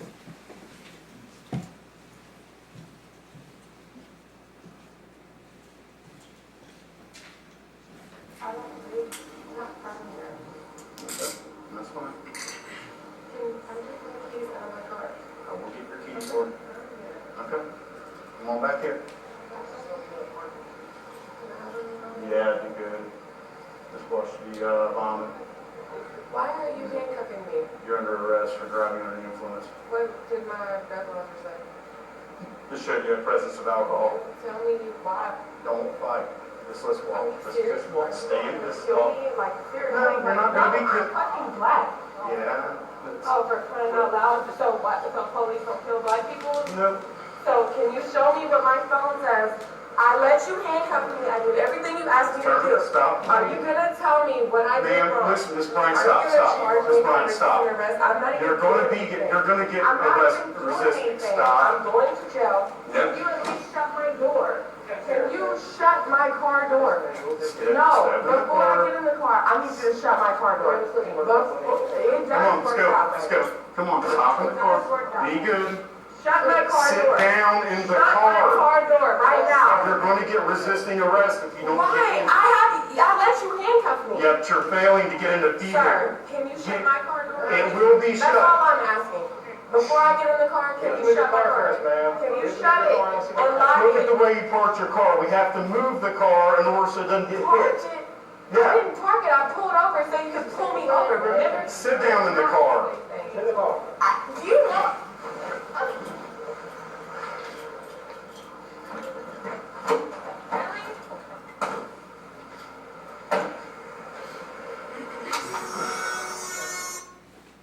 Is that an accurate depiction of the events that transpired on September 5th, 2018? Yes, sir.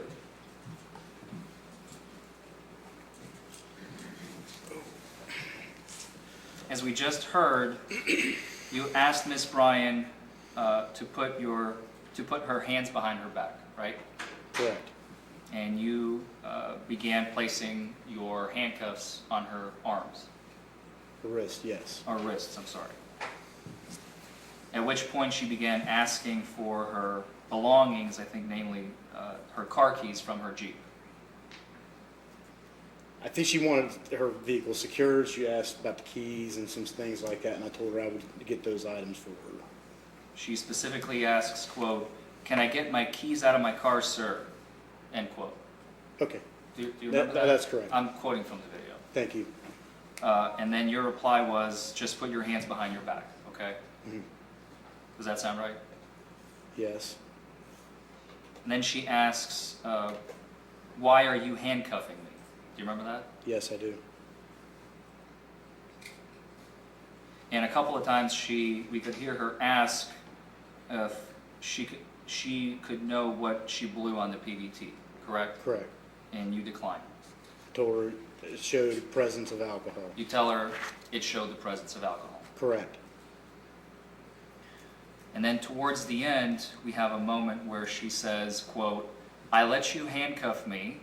I did everything you asked me to do. Are you going to tell me what I blew?" End quote. Do you remember that? Yes. and you simply tell her, at least a couple of times I believe, it's kind of hard, it's very muffled, but you tell her to stop. You can clearly hear the word stop. Mhm. Does that sound right? Yes. You go so far as to threaten her with resisting arrest, not on one, but on 2 occasions if she doesn't, right?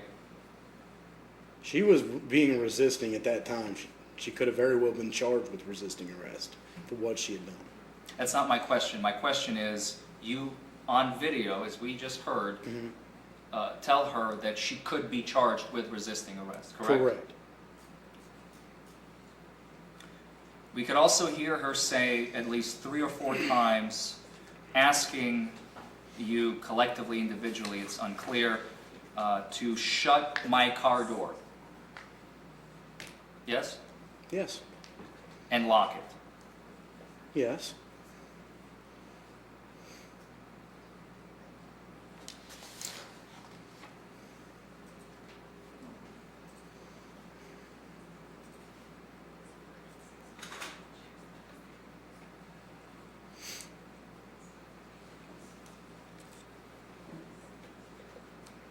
As we've already kind of alluded to, we could see at least on the camera, one other officer holding a flashlight almost directly opposing to you, right? Yes. Do you know if that officer had a body camera? Yeah, he is equipped with one. Unsure if it was working at that time or not. Did you have a chance to review that video? No, I did not.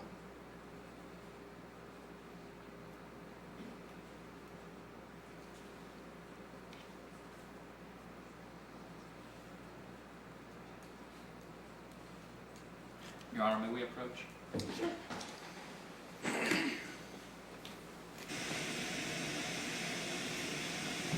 Since the door has been opened already and got all the evidence in, I believe, I have seen the jail video, I presume you all have as well. Since the PDT is in, there's absolutely nothing outside of the parameters that can not be introduced in the jail video at this point. So This is his video? It's his video, it's his camera. Okay. Do you have it? Yes. Any objection? Yes, we Fine do. by me, go ahead. No, I think with the waiver, you're fine. Just want to double check. Oh, sure, no, appreciate that.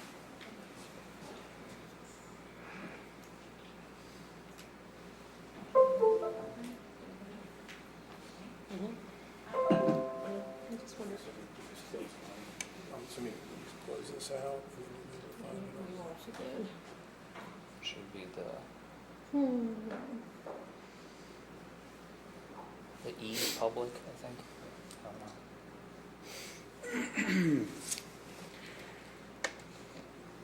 Is that yours? Should be. Yes. Okay. Thank you.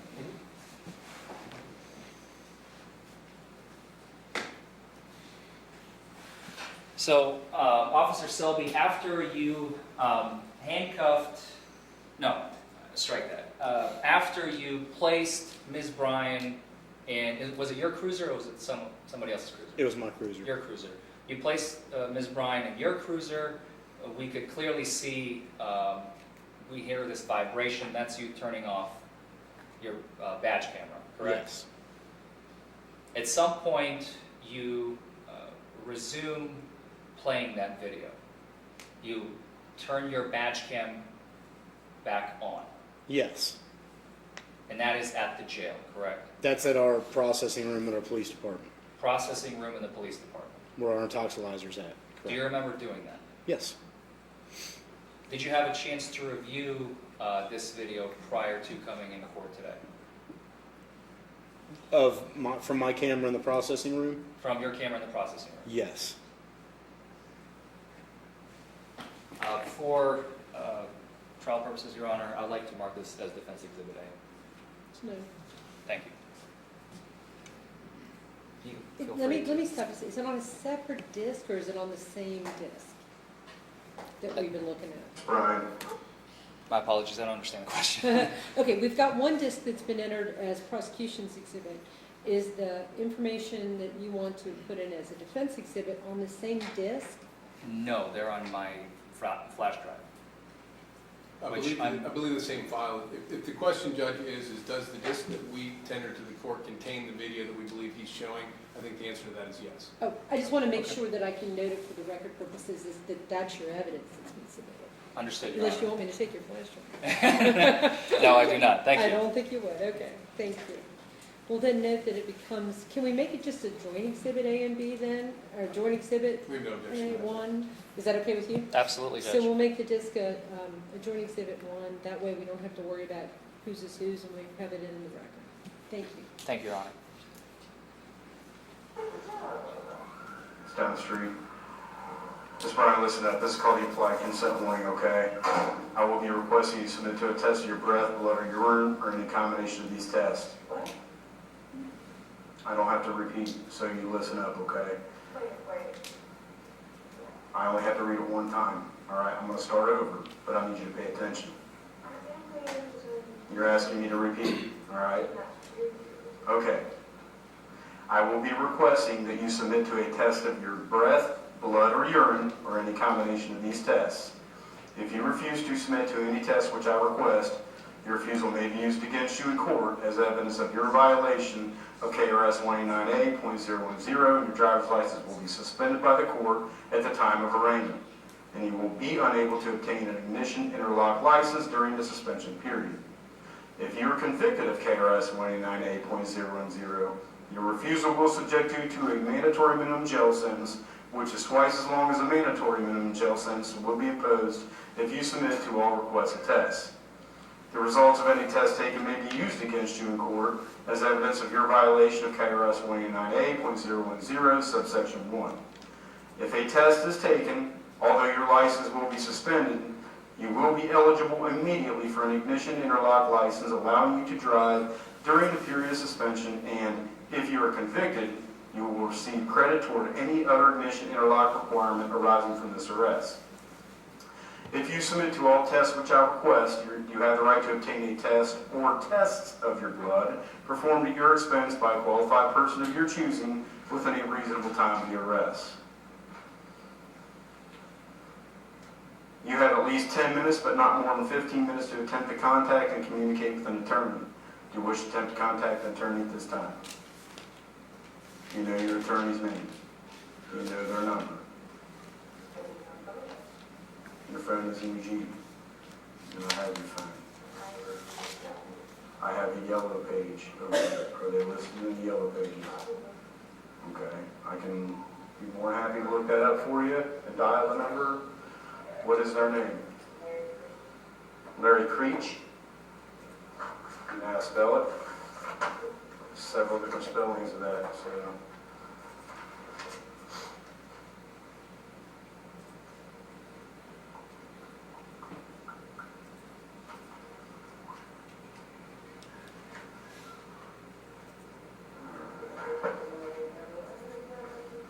Owen.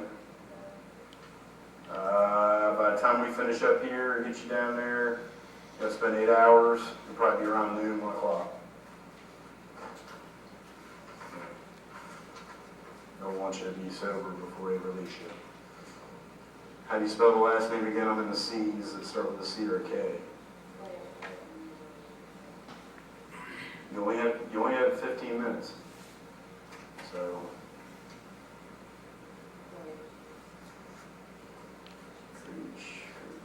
Let's see. Okay. I'm telling you, they're going to keep you for 8 hours. Anybody who's brought into the jail for alcohol intoxication has to stay for 8 hours. I don't have to. I'm going to show you what this one says. Driving under the influence of alcohol. First.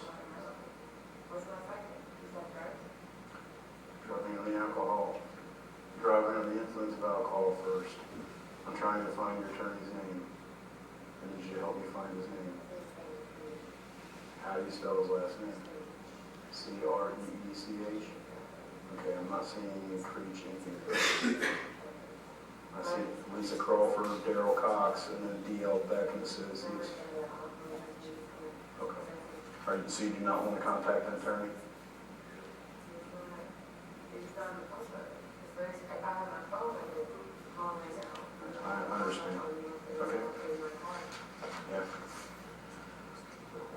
I don't collect every bit of property out of people's.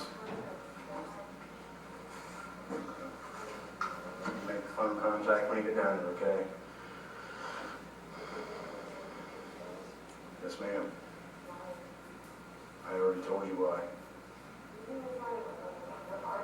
You showed presence of alcohol in a preliminary breath test.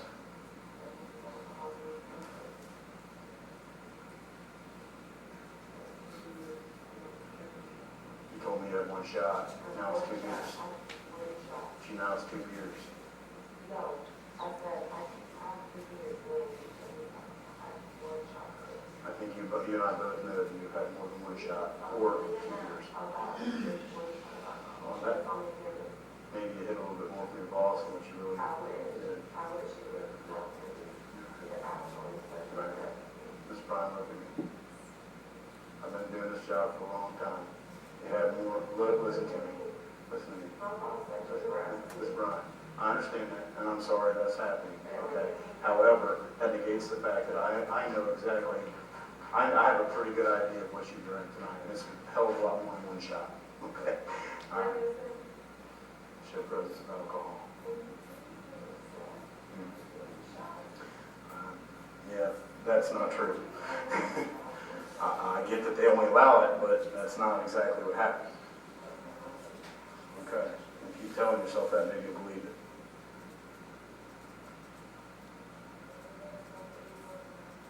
Okay. Fair enough.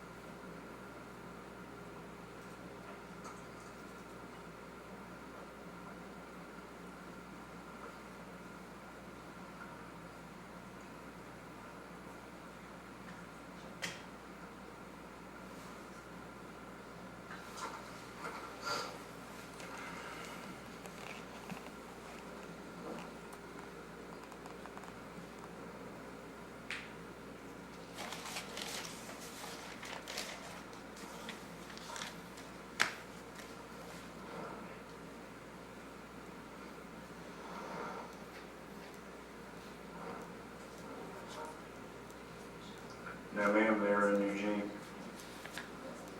Oh, your car keys are in my cruiser. Yes, we did.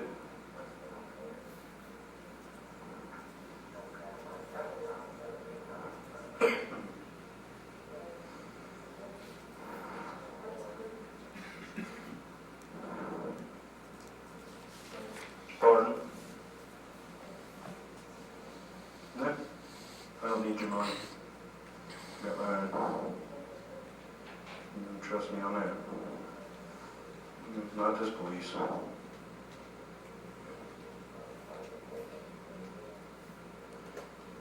just doing my job.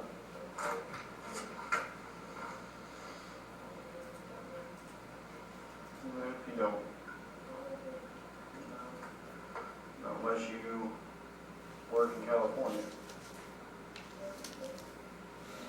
And that means you no longer work with my nieces or nephews.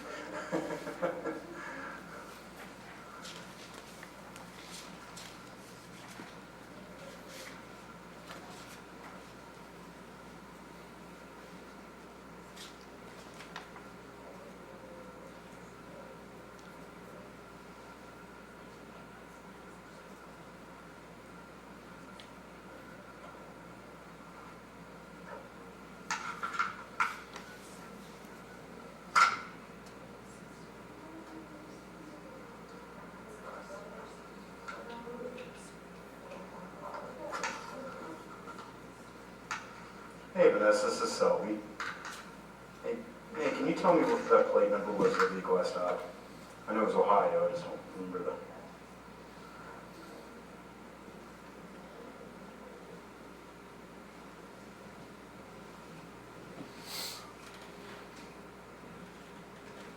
Cool. And my time of 41 was 3:16, correct? Awesome. All right, thank you. Bye-bye. Yeah, it's almost 3:45 right now. Roughly, depending on how fast we get here.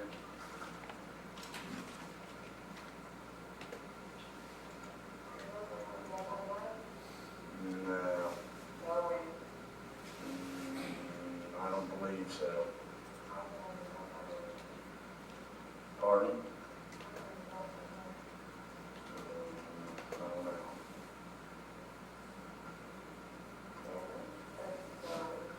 You're going to have to discuss that with them. I'm pretty sure it's not going to happen.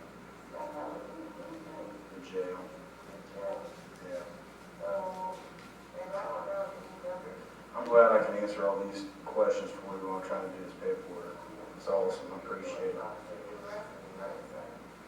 Yeah. I'll answer it for you when I get done with this paperwork.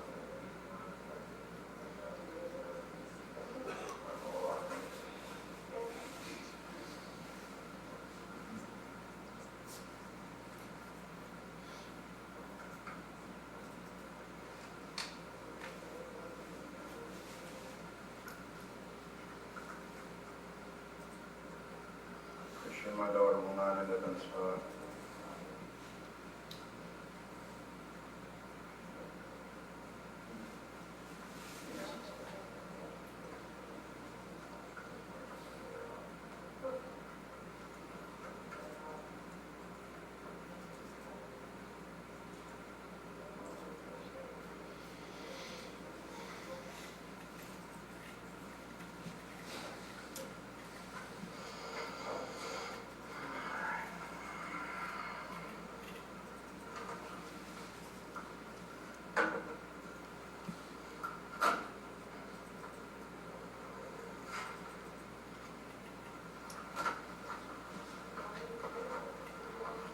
No, I'm getting ready to answer ask some questions here.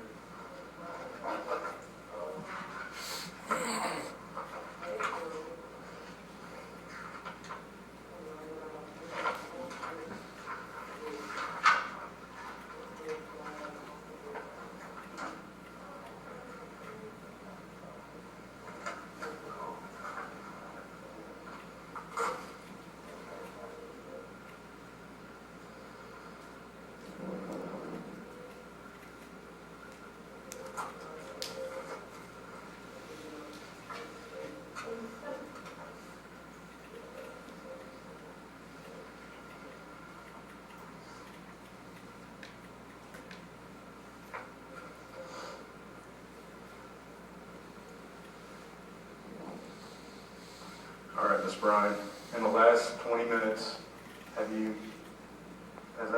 came from your mouth, or have you placed anything in your mouth at all? Do you have anything currently in your mouth at all? Okay, all right.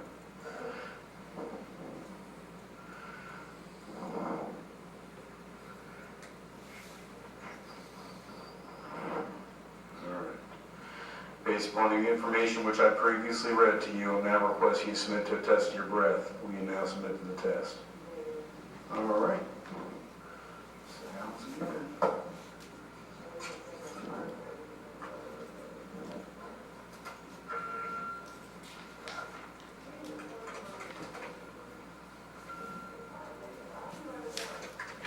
Oh, trust me, if they were negative, you wouldn't be sitting here.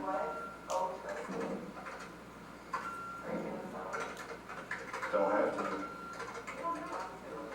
No. Trust me. I wouldn't tell you if I had. That's funny. It's all on camera. It's no big deal. Claim all that you want. It's no big deal. Yeah.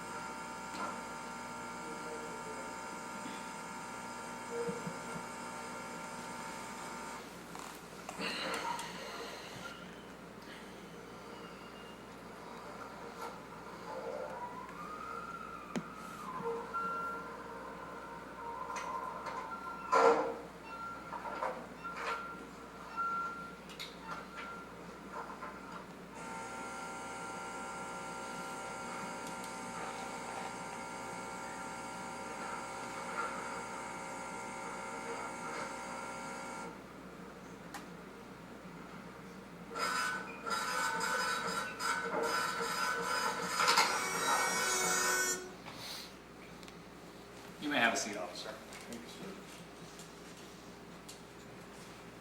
Is this a fair and accurate depiction of the events that transpired at the jail, or the processing center, excuse me, on September 5th, 2018? Yes. As we just saw moments ago in the video, Ms. Bryan asks you a few times what her preliminary breath test result was, correct? Correct. And each time you decline.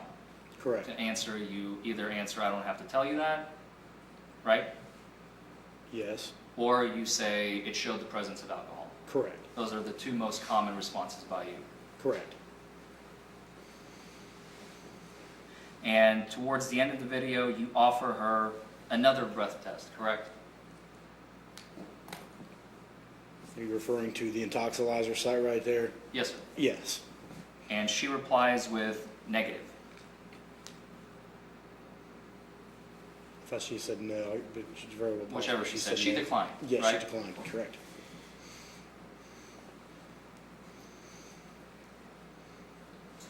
And as we saw, at the moment you turn off your body camera, you never turn your camera back on with respect to your interactions with Ms. Bryan, correct? That is correct. This is the end of your recorded interaction with Ms. Bryan. Correct.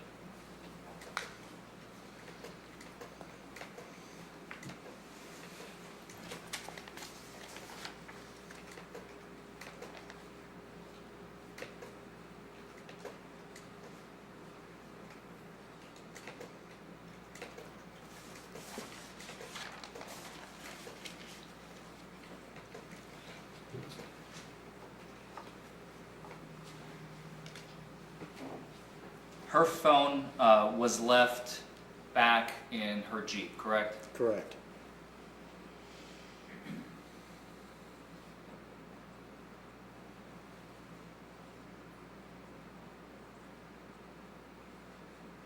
I believe those are the questions I have. Thank you. Redirect, Judge? Certainly. Officer, Ms. Toller has allowed me to do the redirect only because I've been sitting that long with nothing to do. Yes, sir. I'm going to ask you a couple of questions about the intoxilyzer. We watched in the video, the original video, and you administered the PBT, is that correct? Yes. So if that gave you a presence of alcohol, why did you take her down to the intoxilyzer? The preliminary breath test is not it's not deemed accurate by the courts as an accurate depiction of the level of alcohol in the breath. So then the intoxilyzer is, An instrument designed and scientifically proven to be an accurate device to detect alcohol in the breath. so then is it an accurate statement to say that when you're presenting or questioned or giving evidence to the jury, you want the jury to have the most accurate information possible? Correct. And in this case, the intoxilyzer would have been the one to give that information. Correct. And the defendant refused the intoxilyzer. Correct.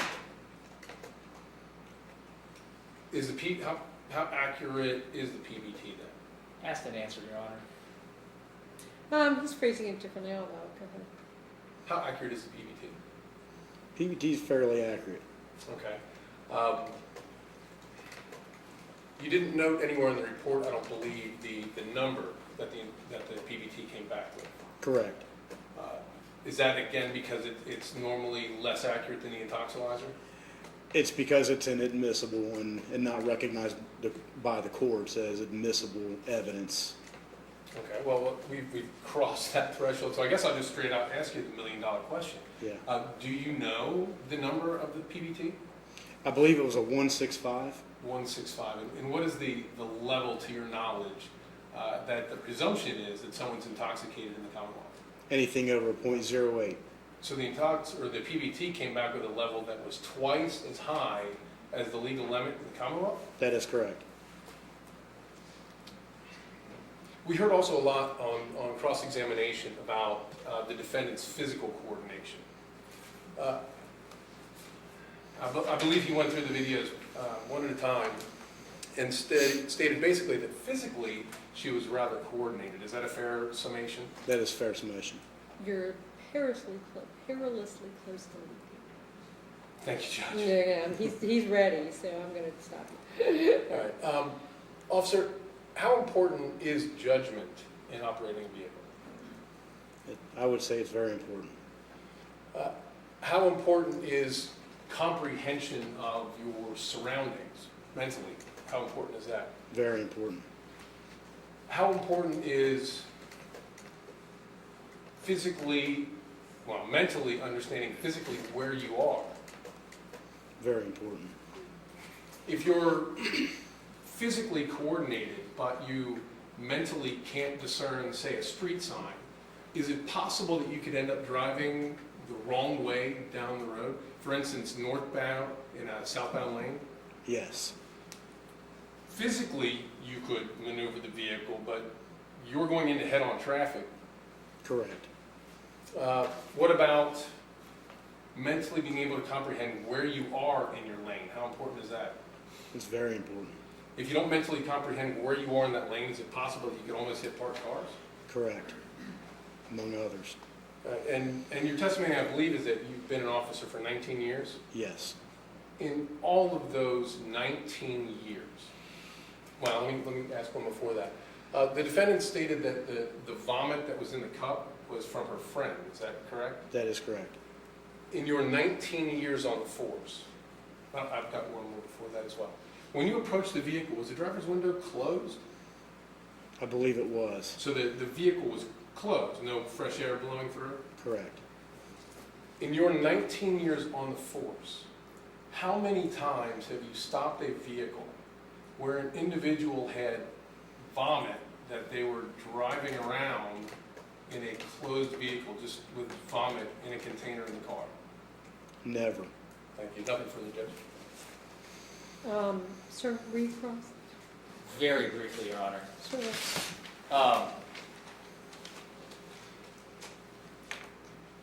You've stated just now on redirect, Officer Selby, that the PBT result is inadmissible as evidence in court, right? Correct. Just a moment ago? Correct. Yeah.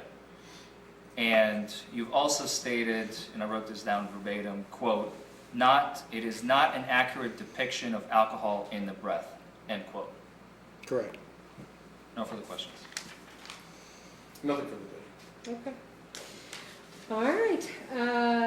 Then if we're all done with the officer may have a seat. Thank you, sir. Thank Do you have any other witnesses, Ms. Tones? You rest then? All right. Mr. Forman, do you have any witnesses you'd like to call? Your or Honor, may we motions you'd like address? to make? Yes, I would. Okay, so here's what we're going to do. Folks, we're going to take, I think, one more break. So I need about 15 minutes with these fine folks. I'll let you go back and get warm, back in the jury room for a little bit. And the apples are still back there, so have at them. We're going to, now remember, we're not done yet. Don't think about the kids.